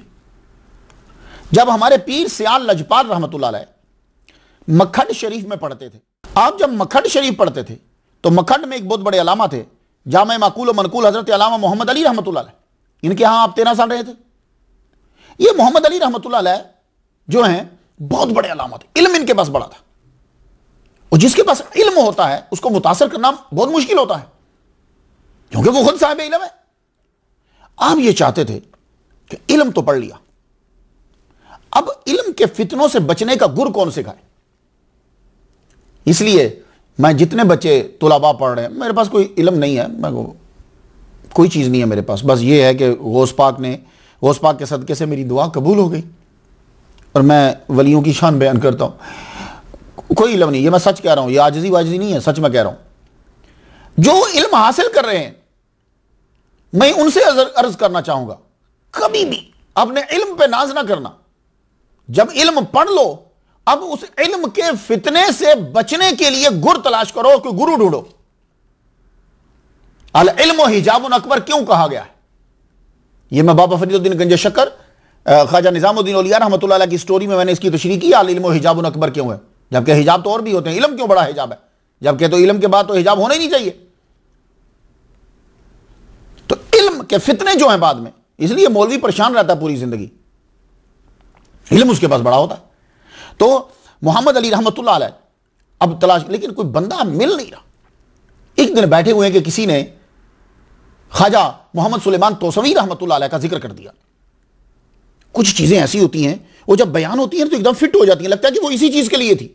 जिक्र करना था कि आपके दिल में शौक पैदा हुआ, उठे कि मैं फौरन जियारत करूं, उसी वक्त आप तौसा शरीफ रवाना होने के लिए तैयार हो गए, और साथ में शम्सुल आरिफीन शमसुद्दीन अपने शगिर्द, चहेते शगिर्द को साथ ले लिया। तब वहां पढ़ा करते थे, आपकी उम्र तो बहुत ही छोटी थी तब, साथ लिया और तौसा शरीफ रवाना हो गए। बड़ी तेजी के साथ सफर करते हुए, कम रुकते हुए आप तौसा शरीफ पहुंचे। तौसा शरीफ जब पहुंचे, उस्ताद और शगिर्द दोनों ख्वाजा मोहम्मद सुलेमान तोसवी रहमतुल्लाह अलैह के सामने जब बैठे, आपने नजर मारी, यूं देखा, दोनों को कैद कर लिया, दोनों को कैद कर लिया, उस्ताद को भी शगिर्द को भी। ख्वाजा मोहम्मद अली दोबारा ताज़ा वुजू करने के लिए बाहर गए। आप ऑलरेडी बावुजू ही थे, बैठे हुए थे। सबसे पहले सियाल लजपाल को ख्वाजा सुलेमान तोसवी रहमतुल्लाह अलैह ने बैत कर लिया उसी वक्त। जब वो वापस आए तो उन्हें पता चला कि ये तो मेरे शगिर्द को तो बैत कर लिया है, आप भी बैत हो गए। असर तो हो चुका था, बैत हुए। ख्वाजा मोहम्मद सुलेमान तोसवी रहमतुल्लाह अलैह ने अल्लामा मोहम्मद अली मखदवी को तो सारा जो देना था दे दिया, क्योंकि वो तो सारा पढ़ चुके थे। शमसुद्दीन सियाल लजपाल अलवी रहमतुल्लाह अलैह को आपने फरमाया, हर नमाज के बाद 11 मरतबा दुरूद शरीफ पढ़ना है। सब सियालवी सारे गौर से सुने, हर नमाज के बाद 11 मरतबा दुरूद शरीफ पढ़ना है। मगरिब के बाद अवाबीन पढ़ना है तुम्हें, और जब अवाबीन पढ़ो तो साथ 2 रकत नमाज नफिल हिफ्जुल ईमान के पढ़ने। 2 रकत नमाज नफिल अल्लाह के इसलिए पढ़ रहा हूं कि मेरा ईमान महफूज रहे।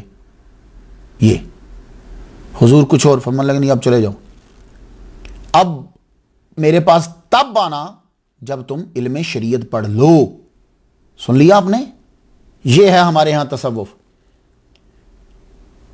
पीर ने यह फरमाया कि अब चले जाओ, अब तब आना कि जब तुम पूरा इल्म शरीयत पढ़ लोगे, सनद ले लोगे, फिर आना मेरे पास।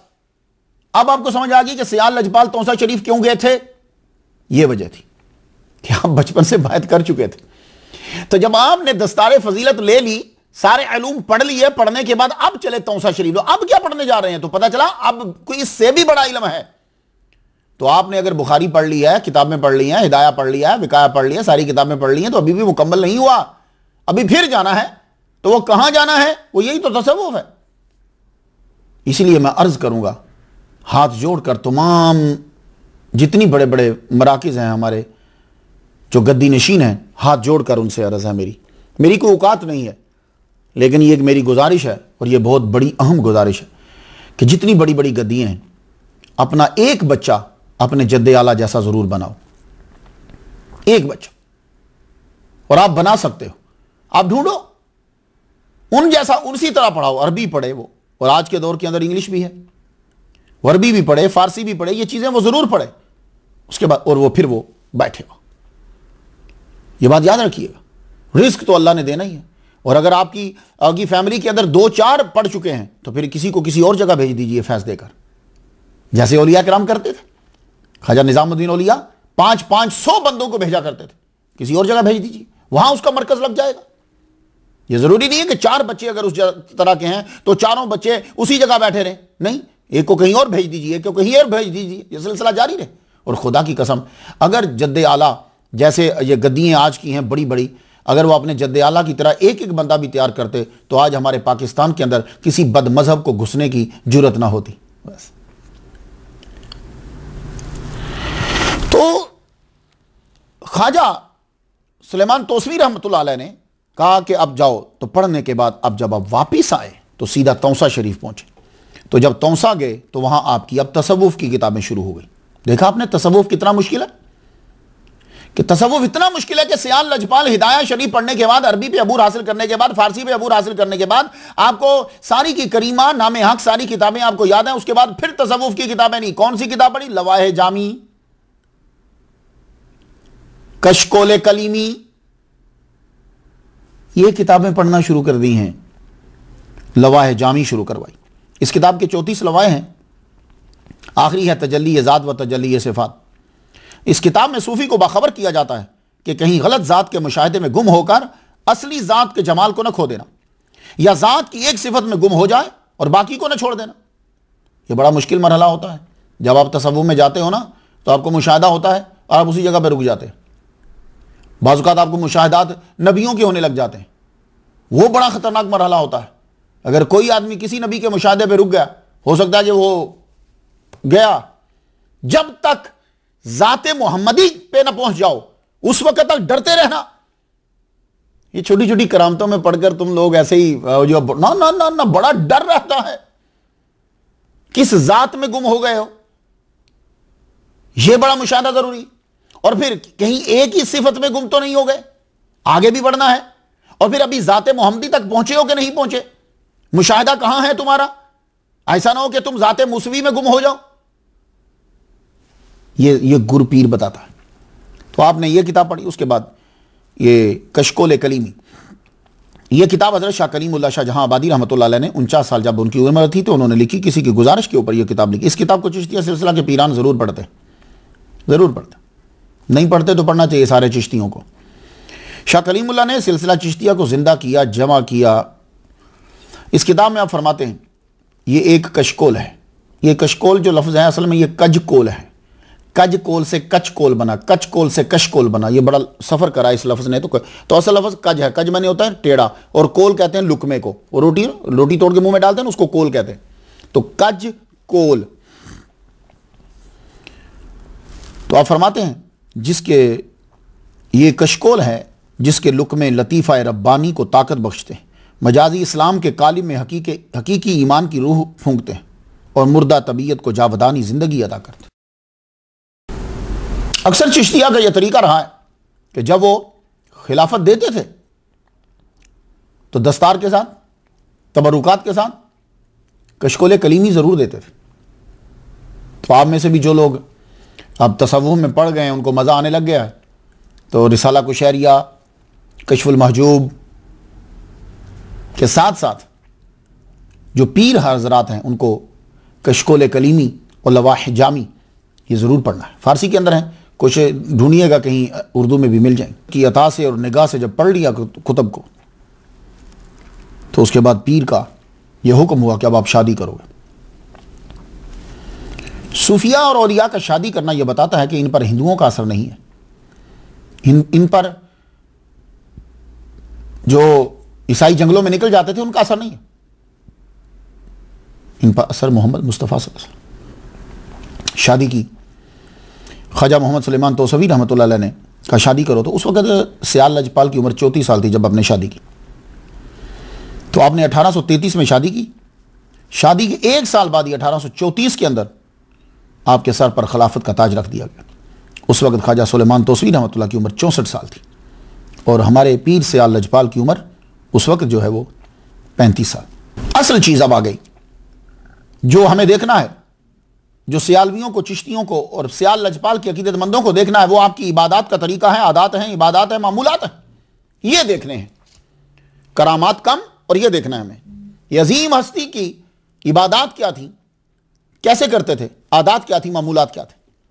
खिलाफत मिलने के बाद पीर मुर्शद ने कहा जाओ अब जाके मरकज़ बनाओ। तो सियाल के अंदर मदरसा तो पहले भी छोटा मोटा चल रहा था, लेकिन अब आपने भरपूर तवज्जो मुस्तकिल बुनियाद रखी। तुलबा को खुद पढ़ाते, उलमा की तरबियत फरमाते, लेकिन मन में क्या था, वो पीर का असर मुरीद में ज़रूर होता है, ये याद रखिएगा। इसलिए आपको तोसा में यही था, पीर के दीवाने, वो आगे मुरीदों में वो आया। ख्वाजा सियाल लजपाल के जितने आगे मुरीद हैं उनमें देख लीजिएगा वही तड़प उनके अंदर होती है पीर की। पढ़ाते वो कोई 1-2 माह गुजरता तो पीर सियाल लजपाल शमसुद्दीन आलवी रहमतुल्लाह उठते और चल पड़ते तौसा शरीफ, चल पड़ते। पीर जब तक ना भेजते तब तक वापस ना आते, वहीं बैठ रहते उनके साथ। 40-40 दिन बाजुकात रुके रहते। पीर साहब कहते जाओ जाके पढ़ाओ जाओ। कहते पीर जी आपके बिना दिल नहीं लगता। अल्लाह अकबर। और बाजुकात तो ऐसा होता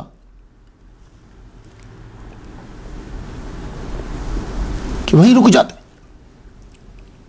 पीर ख्वाजा सुलेमान तोसवी रहमतुल्लाह अलैह आगे कहीं जाते, वो अपने मुर्शिद के यहाँ जाते थे, महार शरीफ चिश्तियाँ के पास है। आप उनके साथ चल पड़ते। एक वाकया सुना दूं आपको, दिल थाम लो। 14 मरतबा शमसुद्दीन पीर सियाल लजपाल अलवी रहमतुल्लाह अलैह 14 मरतबा अपने पीर के साथ तौसा से महार शरीफ गए हैं। कोई 20-25 मील का सफर नहीं है, 130 माइल से भी ज्यादा बनता है। तब पैदल चलते थे, सामान अपने सर पर उठा के पीर की घोड़ी के आगे आगे पैदल चला करते थे और नंगे पांव। एक मरतबा तो पीर की नजर पड़ ही गई। उस वक्त सड़कें तो नहीं होती थी ना भाई, रास्ते में कांटे भी हैं, पत्थर भी हैं, बहुत सारी चीजें हैं। पीर की नजर पड़ी, घोड़ी रोकी, बुलाया पीर सियाल लजपाल शमसुद्दीन अलवी रहमतुल्लाह अलैह को, बुलाया पास। कहने लगे बेटे जूता कहां है? कहा मुर्शिद वो बस आपने हुक्म दिया चल, तो मैंने कहा कि अब जूता पहनने जाऊंगा देर हो जाएगी, तो चल पड़ा साथ। तो नंगे पांव मैं चल पड़ा। हाय हाय। अब यहां नंगे पांव पे सुन लीजिए, आप कहेंगे कि ये सूफिया कराम जो ये काम करते हैं ये अपनी तरफ से कर देते हैं, ये बिदात होती है। नहीं, आज आपको एक हदीस सुना दूं मैं कि पीर सियाल लजपाल नंगे पांव क्यों चले। ये मैंने कल अर्विंग यूएसए अमेरिका के अंदर अपनी मस्जिद में दर्स देते हुए ये मैंने हदीस सुनाई, और आप भी इसे सुन लीजिए कि औलिया कराम और सूफिया आपको नंगे चलते हुए जो नजर आते हैं, वजह क्या है? पीर सियाल लजपाल अलवी रहमतुल्लाह अलैह कहां जा रहे थे? अपने पीर के पीर खाना की तरफ, वली कामिल की तरफ। तो वली कामिल की तरफ जाना नेकी है, खुदा बख्श देता है। अब मुस्लिम शरीफ की हदीस ज़हन में आ गई। वो जो बंदा जा रहा था 99 कत्ल करने के बाद 100 कत्ल कर लिए, कत्ल करने के बाद अल्लाह के बंदों की तरफ जा रहा था। अच्छा आप सुनो जरा, इब्ने अबी याला बयान करते हैं कि हुज़ूर सल्लल्लाहु अलैहि वसल्लम ने फरमाया कि तुम्हें उस बंदा के मुतल्लिक ना बताऊं जो बहुत कम वजन के साथ अल्लाह के सामने हाजिर होगा, जो बहुत कम वजन के साथ अल्लाह के सामने हाजिर होगा। अर्ज की या रसूलल्लाह जी, फरमाया नेक कामों की तरफ नंगे पांव जाने वाला। तो अल्लाह ताला उसके ऊपर मोहब्बत की नजर डालता है। क्यों? उसने देखा ही नहीं है। नंगे पांव चल पड़ना इस बात की दलील है कि वो उस काम से मोहब्बत करता है कि उसने जूता पहनना भी पसंद नहीं किया। हमारे वली जो हैं उनका एक एक हदीस पर नजर होती थी। तो इसलिए मेरा चैलेंज है, हदीसों पर सबसे ज्यादा अमल सूफिया कराम करते थे, कोई उनसे बढ़कर अमल नहीं करता। यह बात याद रखिएगा। वो कभी मुअक्कदा और गैर मुअक्कदा के चक्रों में नहीं पड़ते। वो कभी समाजी तकाजे और माशरी तकाजे के लफ्जों में नहीं पढ़ते, वो सिर्फ इतना देखते थे कि हुजूर पाक ने किया, बस करो। तो सूफियाए कराम हैं जो सबसे ज्यादा हदीस पर अमल करते हैं। अब आपको समझ आई कि ख्वाजा सियाल लजपाल अलवी रहमतुल्लाह अलैह नंगे पांव चले, पीर की नजर पड़ गई। अब देखो जरा कर्म कितना होता है, नजर पड़ी, फरमान लगे जरा आओ करीब आए, अपने नालैन दिए उनको। ख्वाजा मोहम्मद सुलेमान तोसवी रहमतुल्लाह अलैह ने अपने नालैन दिए शमसुद्दीन अलवी रहमतुल्लाह अलैह को दिए, ये लो, और खुद चल पड़े। वाह क्या मुरीद है। उन्होंने भी क्या किया, नालैन लेकर वो जो सामान सर पे रखा हुआ था उसके नीचे नालैन रख दिए, ऊपर सामान रख दिया, फिर चल पड़े, फिर चले। काफी माइल चलने के बाद पीर साहब जब रुके तो उनकी फिर नजर पड़ी कि देखो तो सही कि जो नालैन दिए इसे फिट बैठे कि नहीं बैठे। देखा तो फिर पांव नंगे। बुलाया पास, कहने लगे शमसुद्दीन तुम्हें जूते दिए, नालैन दिए थे कि तुम पहन लो, पांव पे नुकसान नहीं हो। कहां है वो? कहा हुजूर रख लिए। कहां रख लिए? कहा हुजूर जहां जगह थी उनकी। कहा उनकी जगह तो नालैन तो पांव में पहनते हैं। कहा नहीं हुजूर आपके नालैन थे, आपके नालैन थे, वो पांव में नहीं पहनने वाले। तो कहा कहां रखे? कहा हुजूर ये रखे। यूं सब मार उठाया तो ख्वाजा मोहम्मद सुलेमान तोसवी रहमतुल्लाह के नालैन यहां रखे हुए। हाय हाय हाय हाय हाय। अब इस मंजर को मैं किताबों से पढ़ के बयान नहीं कर सकता। मैं जितनी भी नक्श नगारी कर लूं मैं उस कैफियत पे नहीं पहुंच पाऊंगा। जब ये जुमला कहा ना जी कि जहां उनकी जगह थी वहां रख लिए, पीर साहब नीचे उतरा, घोड़ी से नीचे उतरे, पीर सियाल लजपाल को अपने सीने से लगाया, सीने से लगा के कितनी देर तक दुआएं देते रहे, सीने से लगा के कितनी देर तक दुआएं देते। अल्लाह साईं मेरे सियाल को रंग लाई, अल्लाह साईं मेरे सियाल को रंग लाई। आप 40 साल तक तोसा शरीफ आते रहे।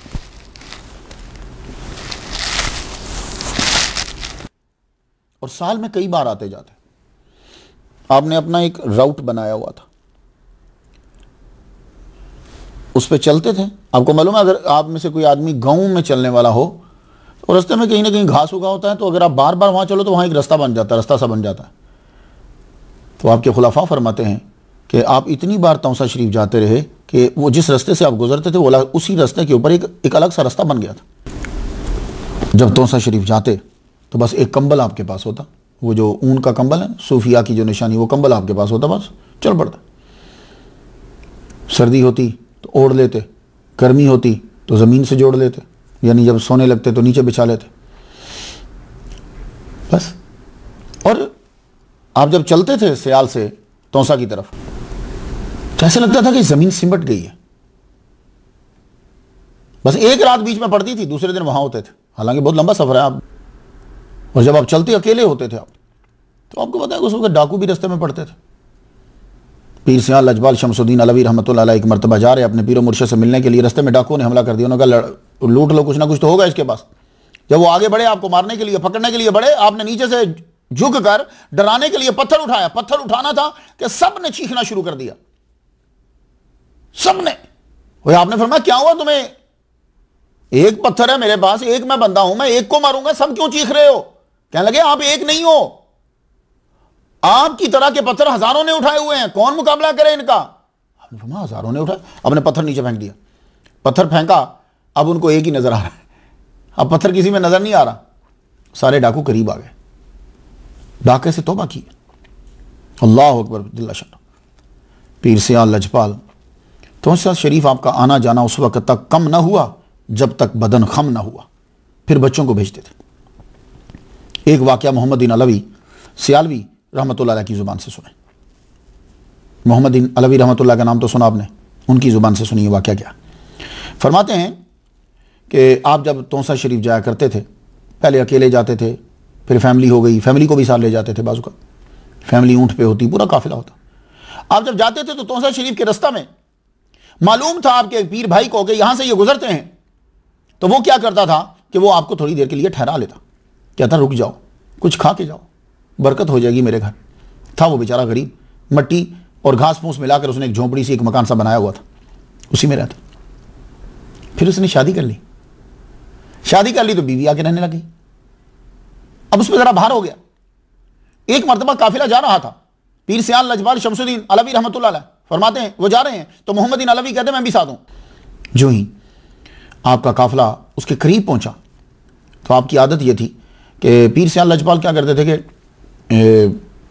खुद तहज्जुद के बाद बैठ जाते थे। आपके वज़ाइफ होते थे तो दूसरों को भेज देते थे कि तुम ज़रा आहिस्ता आहिस्ता चलते रहो, अगर बीबियाँ साथ हैं तो तुम ज़रा चलते रहो, मैं घोड़े पे तेज़ी से आके मिल लूँगा आपके साथ। काफिला जब चला उसको भिनक पड़ गई कि काफिला उस राउट के बजाय साइड पे क्यों हो गया, ये तो मेरे यहां रुकते हैं, ये साइड पे क्यों हो गया।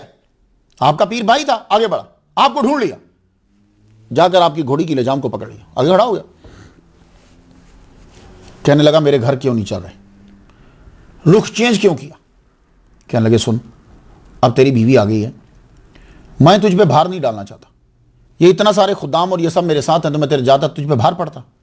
कहने लगा अच्छा भार पड़ता मुझ, आप इस तरह करो जरा मेरे साथ आओ, इतना तो कर सकते हो ना। आप लेकर गए। जो ही वो झोंपड़ी के सामने पीर सियाल लजपाल रहमतुल्लाह अलैह पहुंचे, उसने लकड़ी उठाई जलती हुई, झोंपड़ी को आग लगा दी। कहने लगा अगर आप यहां कदम नहीं रखोगे तो फिर इस झोंपड़ी को रखना फजूल है, इसे जला दिया जाए। अल्लाहु अकबर जल्ला शाह। आपने अपने खादिम को दूर से बुला, फरमाया चल बुझा, पानी फेंक इसके ऊपर, और सारे को बुला ला, आज स्टे इधर ही करते हैं, आज कयाम यहीं होगा। आप वहां रुके, खुद कुछ था पास, क्योंकि जब आप जाते थे तोसा शरीफ तो आपका तरीका कार था, आप बकरे साथ लेके जाते थे, खाना पकी पीने ये सारा सामान आप यहाँ से लेके जाते, और वहाँ पीर खाने के ऊपर फिर लंगर खूब चलता, जानवर ज़िबा होते, लोगों को लंगर दिया जाता। तो आपने फिर कहा थोड़ा सा यहाँ पकाओ, ये भी पीर का ही मुरीद है, यहाँ भी कुछ चले। कुछ उन्होंने भी किया, वो हड्डियाँ कुछ बच गई। आपने फरमाया ये हड्डियाँ इकट्ठी करो। हड्डियाँ इकट्ठी करने के बाद पीर सियाल लजपाल रहमतुल्लाह अलैह ने अपने खादम से ये कहा कि ये हड्डियाँ उठाकर वो जो तुम्हें टीला नजर आ रहा है उसके ऊपर जाकर रख दो, और उसके ऊपर जब रखो तो जाकर कहना कि ये पीर सियाल लजपाल शमसुद्दीन, पीर सियाल, ये लजपाल तो मैं बोल रहा हूँ इज्जत के लिए, शमसुद्दीन की तरफ से ये तोहफा है। और सुनो ये दोनों जो हैं ये हमारे चाहने वाले हैं, तुमने आज के बाद इनको तंग नहीं करना। वजह यह है औरत डर जाती थी, वो डर जाती थी, उसे औलाद नहीं हो रही थी, बाज़ औक़ात डर की वजह से भी इसमें प्रॉब्लम होती है। मैं आज के बाद तुमने तंग नहीं करना, ये हमारे हैं। अल्लाह ताला ने इस बंदे को 6 बेटे अता फरमाए। अल्लाहु अकबर जल्ला शाह। मुरीद था ये भी तौसा शरीफ का। और जब इसका आखिरी वक्त आया, बहुत अलील हो गया, चारपाई पे लेट गया, तो अपने बेटों से कहता है मेरी चारपाई उठाकर ख्वाजा मोहम्मद सुलेमान तौसी रहमतुल्लाह अलैह के दरबार पे ले जाओ, मज़ार पे ले जाओ। बेटे ताबे फरमान होते थे, बाप की चारपाई उठाई ले गए। तो बच्चों ने क्या किया कि चारपाई को रोज़ा के बाहर दहलीज जो है वहीं रख दी, खुद अंदर सलाम करने के, फातिहा पढ़ने के। अंदर जो ही गए तो पढ़कर जब वापस आए तो देखा कि अब्बा चारपाई से खिसक कर दहलीज पर सर रखा हुआ है और जान दे दी, जान दे दी। अल्लाह सर दर कदमे यार फिदाश सर दरे कदमे यार फिदाशुद 6 बजाशुद। ख्वाजा मोहम्मदीन अलवी सियालवी रहमतुल्लाह अलैह फरमाते हैं कि आप सामान और बकरे सब लेकर जाया करते थे, मैं छोटा होता। फरमाते हैं कि जो पीर साहब के अहाता के अंदर कुत्ते होते थे, अगर कोई कुत्ता आ जाता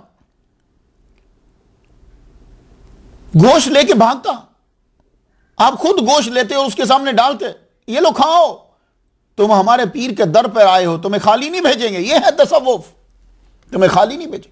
अगर कोई उसको मारना चाहता या भगाना, भगाओ मत, ये जब आ गया है आप इसे खिलाओ, आप भगाओ मत। दीनी और समाजी खिदमत। हमारे यहां समझा जाता है कि तसव्वुफ इंसान को दुनिया से अलग कर देता, नहीं।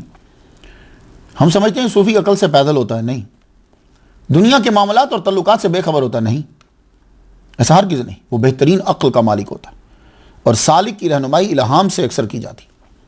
मुजद्दिद तरीक़त सियाल लजपाल ने सियाल शरीफ में रूहानी दीनी मरकज़ कायम की। आपकी तरबियत का माशरे पे के हर तबका पर असर हुआ, यह पीर का असर होता है। पुलिस का महकमा, हर आदमी पुलिस वालों को गलत समझता है, वो समझते हैं कि पुलिस वाले गलत होते हैं, ऐसा हरगिज़ नहीं है।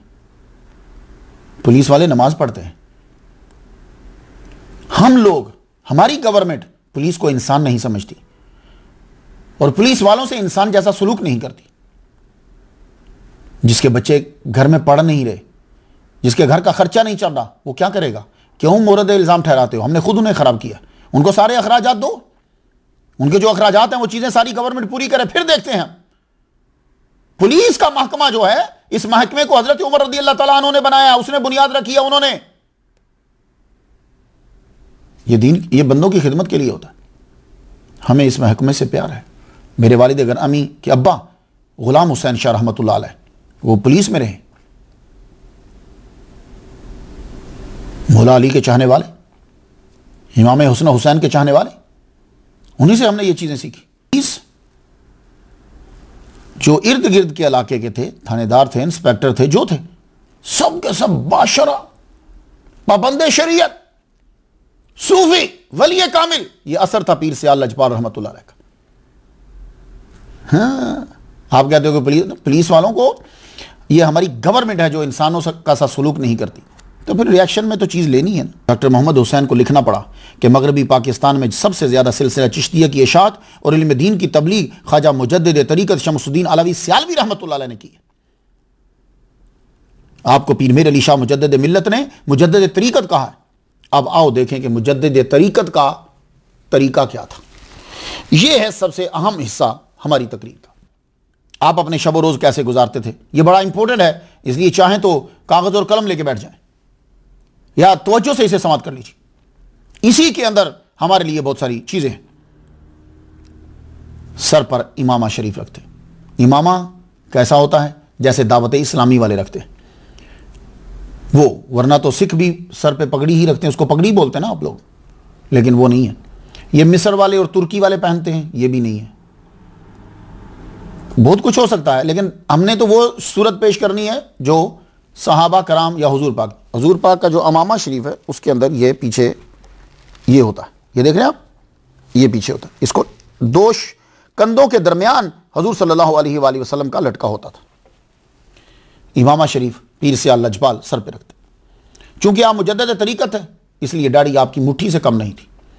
हुजूर सल्लल्लाहु अलैहि वसल्लम की सुन्नत के बाद तमाम उलमाए कराम जो हैं, मुट्ठी से ऊपर के अंदर इख्तलाफ है, वो हो सकता है, लेकिन मुट्ठी से नीचे किसी भी मुतनबी औलिया कराम, सूफिया कराम है, किसी की दाढ़ी। ज़ौफ़ के बावजूद मुसल्ले पे दुजानो बैठते थे, लेकिन जब मुसल्ले से हट जाते तो फिर चारपाई पे होते, तब अब टांगें पिसर रहे थे।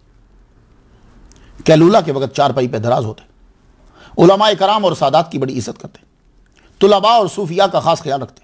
खानका में 2 टाइम लंगर दिया जाता और टॉप का लंगर दिया जाता। यह नहीं कि दाल उबाल के देते जाओ, नहीं, टॉप का लंगर देते। इस नमाज के अलावा तहज्जुद, इशराक, चाश्त, अवाबीन और 2 नफल हिफ्जुल अमान के मुस्तकिल। और आपका दिन जो है वो कुछ इस तरह शुरू होता। सारे सियालवी मुजद्दिद वक़्त का अमल गौर से सुने। तहज्जुद से पहले उठते आप, तहज्जुद पढ़ते, तहज्जुद पढ़ने के बाद अल्लाह ताला के 99 नाम पढ़ते। अल्लाह ताला के 99 नामों के बाद 500 मरतबा अस्तगफिरुल्लाह अल्लज़ी ला इलाहा इल्ला हुवल हय्युल क़य्यूम व अतूबु इलैह। फिर मुराकबा होता नमाज फजर तक, नमाज फजर अदा करते। उसके बाद अल मुसब्बाअतुल अश्र ये आप पढ़ते। The 10 invocations recited 7-fold each. अल मुसब्बाअतुल अश्र, 10 चीजें जो 7 बार पढ़ी जाती। सूरह फातिहा, सूरतुल नास, सूरतुल फलक, सूरतुल इखलास, कुल हुवल्लाह, सूरतुल काफिरून, आयतुल कुर्सी 7 मरतबा, तीसरा कलमा 7 मरतबा, अल्लाहुम्मा सल्लि अला सय्यिदिना मुहम्मदिन अब्दिका व नबिय्यिका व रसूलिका नबिय्यिल उम्मी व अला आलिहि व सहाबिहि व सल्लम 7 मरतबा, अल्लाहुम्मा इग़फिर ली व लिवालिदैया व लिलमुमिनीना वल मुमिनात वल मुस्लिमीना वल मुस्लिमात अहयाइ मिनहुम वल अमवात 7 मरतबा, अल्लाहुम्मा इफ़अल बी व बिहिम आजिलन व आजिलन फ़िद दीनि वद दुनिया मा अंत लहु अहलुन वला तफ़अल बिना व बिहिम या मौलाना मा नहनु लहु अहलुन इन्नका गफ़ूरुन हलीमुन जव्वादुन करीमुन रऊफ़ुर रहीमुन 7 मरतबा।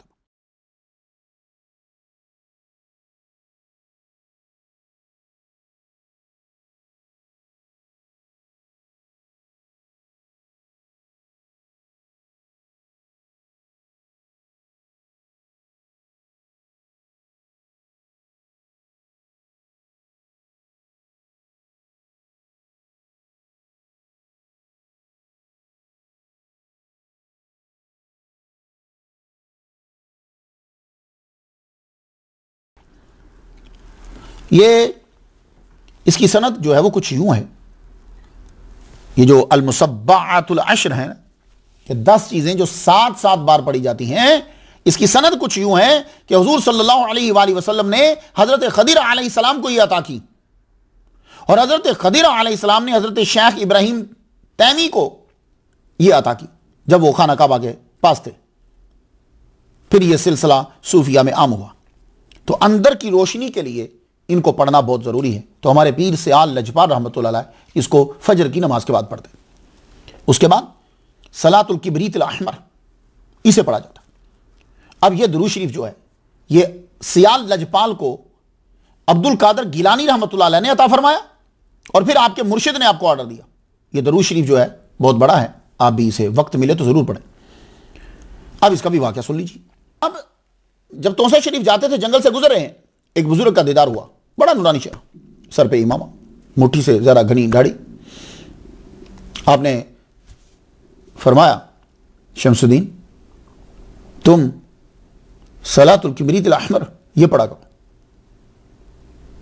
कहने लगे हुजूर मैं अपने पीर की इजाजत के बगैर कुछ नहीं पढ़ता, वही पढ़ता हूं जो पीर बताते हैं। जब ये जुमला कहा वो मुस्कुरा कर गायब हो गए। अब शमसुद्दीन अलवी रहमतुल्लाह अलैह जब तौसा शरीफ पहुंचे तो अपने पीर मुर्शिद ख्वाजा मोहम्मद सुलेमान तौसवी रहमतुल्लाह अलैह से जब मिले तो आपने फरमाया, जानते हो कि रास्ते में तुम्हें कौन मिला था? लो अभी बात शुरू नहीं हुई, उन्होंने पहले शुरू कर दी। जानते हो कि रास्ते में तुम्हें कौन मिला था? अर्ज़ की हुजूर मुर्शिद जाने। कहने लगे वो शेख सैयद अब्दुल कादिर गिलानी रहमतुल्लाह अलैह थे जो तुम्हें इस दुरूद शरीफ की इजाजत दे रहे थे, लेकिन वो तेरी बात से बड़े खुश हुए, तेरी बात से बड़े खुश हुए जो तुमने कहा कि मैं पीर मुर्शिद की इजाजत से पढ़ता हूं, तो बेटे तुम पढ़ा करो। तो इस दुरूद शरीफ को जब मुर्शिद से भी इजाजत मिल गई, अब आप वापस आए। वापस आकर जंगल में आपने शुरू कर दिया। आपके साथ ख्वाजा मुअज़्ज़मुद्दीन रहमतुल्लाह अलैह आपके खलीफा साथ जाया करते थे। 40 दिन आपने बैठकर जंगल में इसको पढ़ा, जाते थे और आते थे, एक मखसूस वक्त था। 40वें दिन क्या हुआ, 5 घुड़सवार जाहिर हुए, बड़ा नूरानी चेहरा, सर पे इमाम, आकर दस्तार बांधी, शमसुद्दीन सियालवी रहमतुल्लाह अलैह के सर पे दस्तार बांधी चले गए। और आप उनके कदमों में एक जो सबसे आगे थे उनके कदम चूमे और दूसरों के हाथ चूम रहे। आए तो ख्वाजा मुअज़्ज़मुद्दीन पूछते हैं, कहते हुजूर क्या चक्कर हो रहा था, ये कौन दस्तार बांध रहे थे आपकी? कहने लगे क्या तुझे भी नजर आया? कहाँ हुजूर मुझे भी नजर आया। पीर के हाथा में थे। कहने लगे अच्छा, तो ये लोग अपनी करामतें छुपाया करते थे।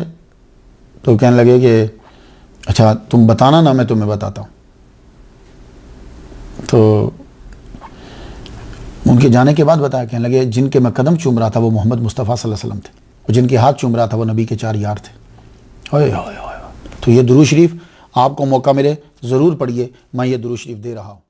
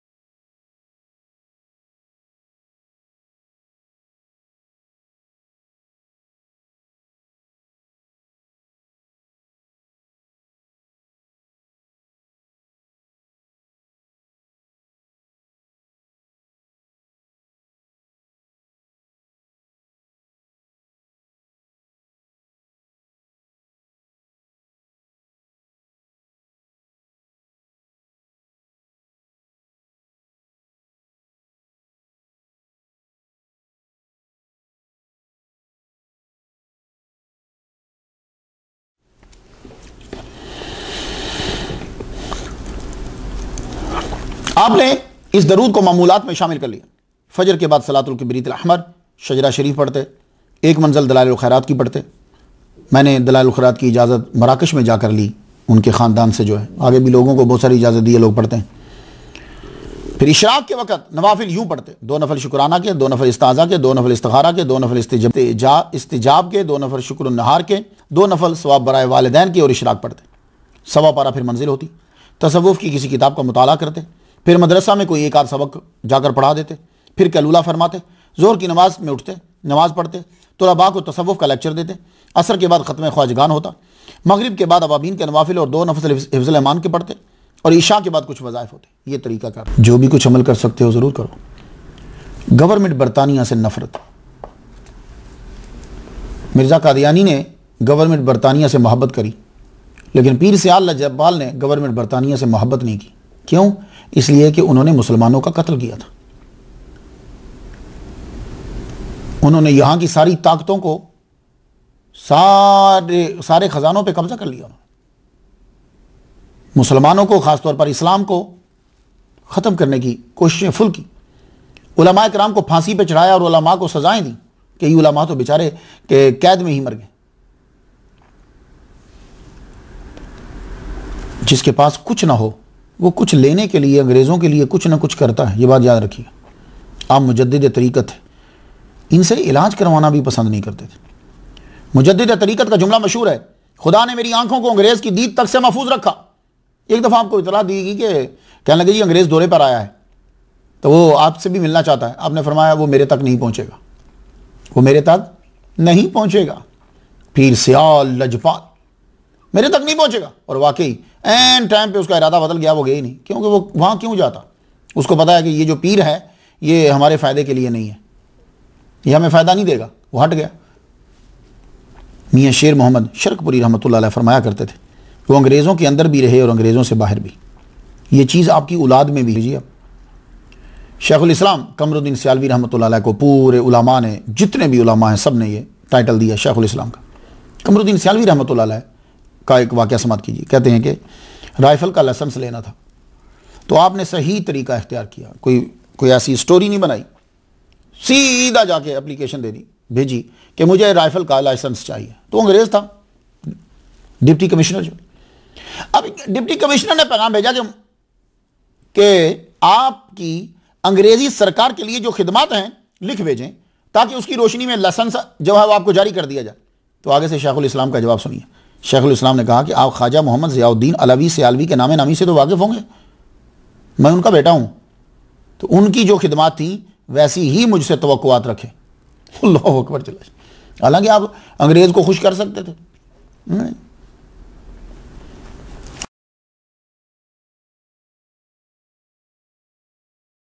आदमी बड़ी जल्दी मशहूर हो जाता है अगर अंग्रेज़ों को खुश करे। अपने वही तवक्को रखो जो मेरे बाप से।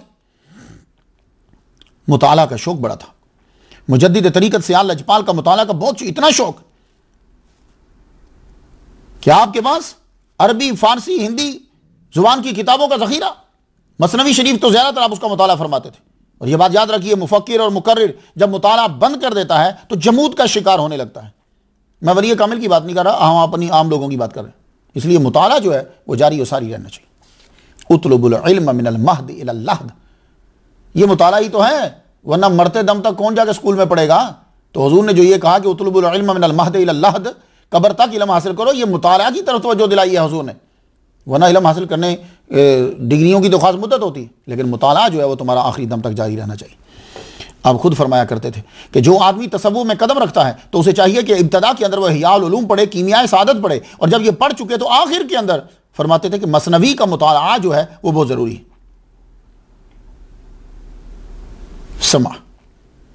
समा के आप शौकीन थे, कवाली के नहीं। मेरी बात सुने, ये मौजूदा कवाली जो है इसका इस्लाम के अंदर कोई ताल्लुक नहीं है।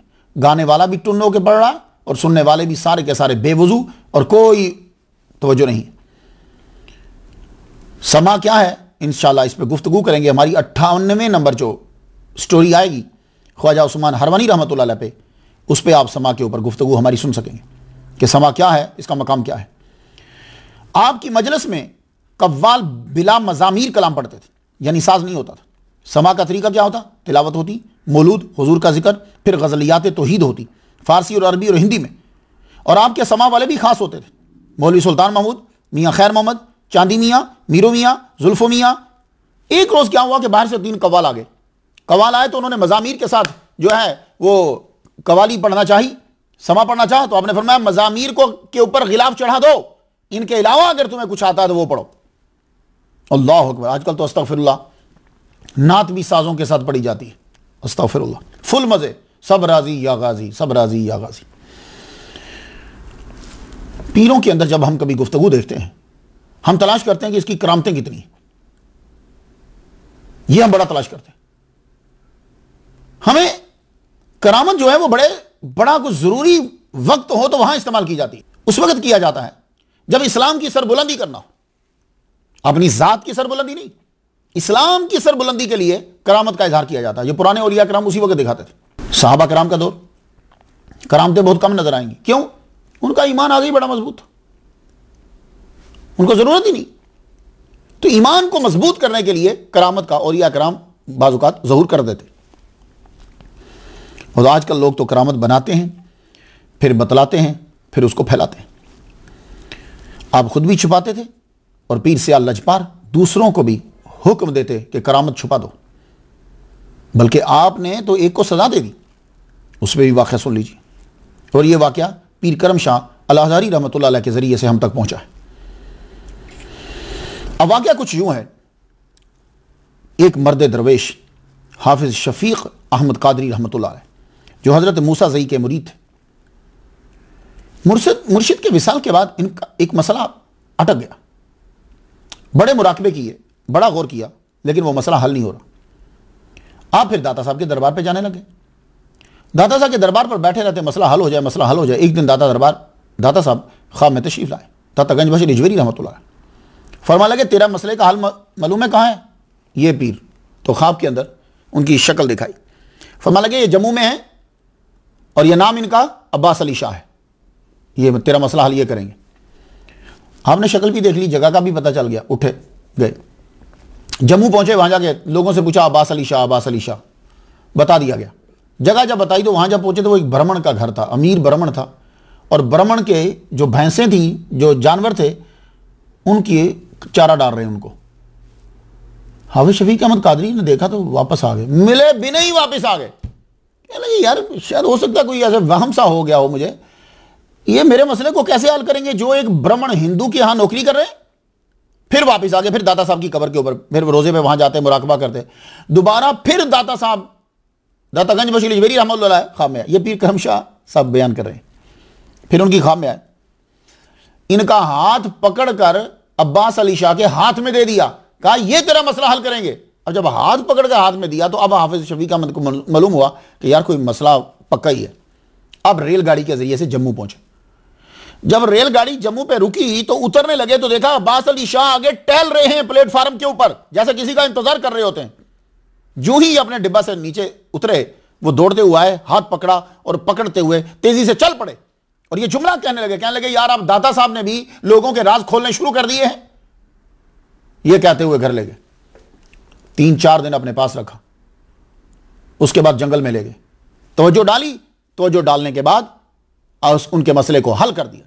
जब मसला हल हो गया तो अब हाफिज शफीक अहमद कादरी ने पूछा, यार मेरा मसला जो कहीं नहीं हल हुआ वो आपके पास हल हो गया, अब मेरी परेशानी भी तो दूर करो कि इस ब्राह्मण के यहां नौकरी क्यों कर रहे हो।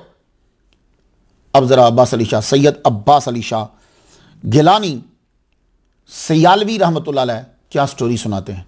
कहते हैं मेरा नाम पूरा सैयद अब्बास अली शाह गिलानी, मैं सैयद हूँ और मैं मुरीद हूँ सियाल लजपाल ख्वाजा शमसुद्दीन सियालवी अलवी रहमतुल्लाह अलैह का। मैं उनके पास रहा करता था, मैंने मनाजिल को तय किया, मुझसे करामात का ज़हूर होता था। मुझे पीर साहब ने एक दफ़ा रोका कि ये बंदे को रोक देती हैं, अगर आला मंजिल पे जाना है तो करामतें दिखाना शुरू कर दोगे तो रुक जाओगे, फिर बंदों का ढेर लग जाता है, छुपा दो। उन्होंने मुझे एक दफ़ा तंबीह करी, कुछ दिनों के बाद फिर मुझसे करामत का ज़हूर हो गया। पता नहीं क्या बात हो रही थी, तो एकदम से मैंने वो चीज़ जाहिर कर दी। आपने मुझे बुलाया, बुलाने के बाद फरमान लगे जाओ चले जाओ। तुम्हारी ड्यूटी हमने वहां जम्मू में लगा दी है, अब तुम वहीं रहोगे।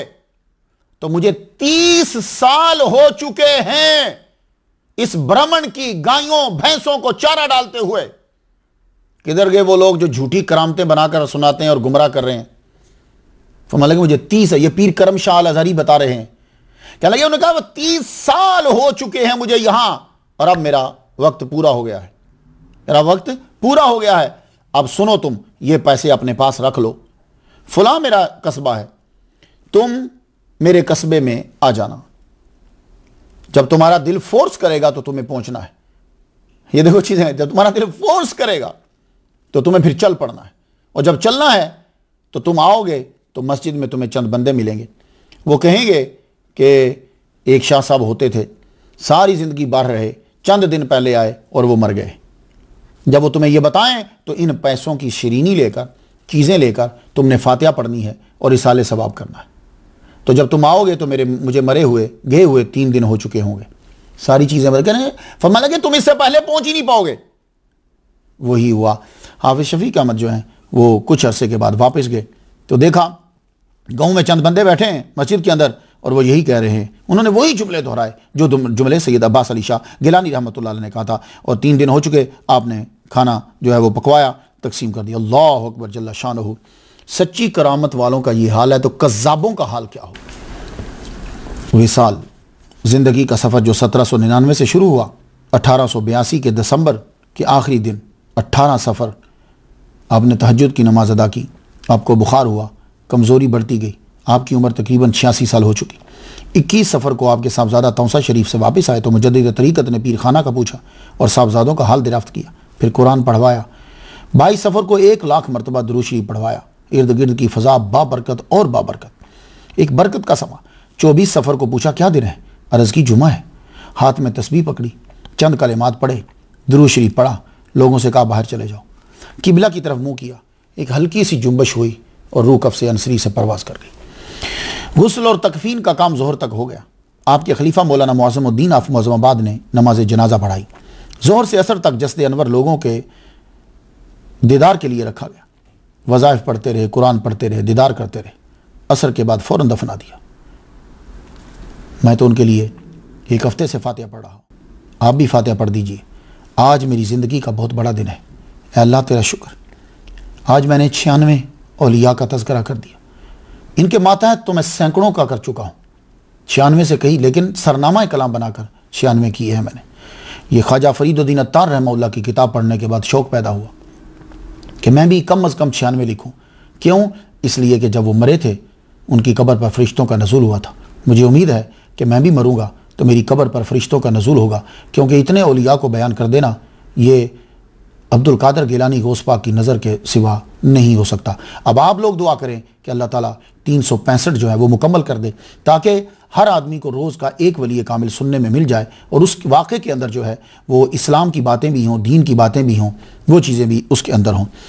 इसके बाद 97 नंबर पे मैंने जो टॉपिक बनाया है वो है औलिया अल्लाह का जिक्र क्यों ज़रूरी है। इसलिए जितने सामीन हैं वो इस टॉपिक को सुने, याद करें, नोट करें कि औलिया अल्लाह का जिक्र क्यों ज़रूरी है। 97 के बाद 98 नंबर जो है वो ख्वाजा उस्मान हरवनी रहमतुल्लाह अलैह का है, जो ख्वाजा मोइनुद्दीन अजमेरी चिश्ती रहमतुल्लाह के पीर हैं। 99 पे मैंने हज़रत बीबी खुतैजा रदी अल्लाह ताला अन्हा का जिक्र करना है, इसलिए कि मदीना शरीफ से एक साहब हैं बिलाल मुनीर खान साहब, उनका इशारा हुआ कि वो हुज़ूर सल्लल्लाहु अलैहि वसल्लम के रोज़ा के पास रहते हैं और वहीं वो मुजावर हैं। तो इशारा है कि करीबियों का जिक्र शुरू मैं कुछ कर चुका हूँ, जो बच रहे हैं। हज़रत बीबी खुतैजा रदी अल्लाह ताला अन्हा 100 जो है हम कंप्लीट करेंगे, ज़िंदगी रही इंशाअल्लाह रहमान। हज़रत बीबी फ़ातिमतुज़ ज़हरा रदी अल्लाह ताला अन्हा जो तहत रिसालत भी हैं और तहत विलायत भी हैं। इजाज़त दीजिए। व आखिरु दावाना अल्हम्दुलिल्लाहि रब्बिल आलमीन।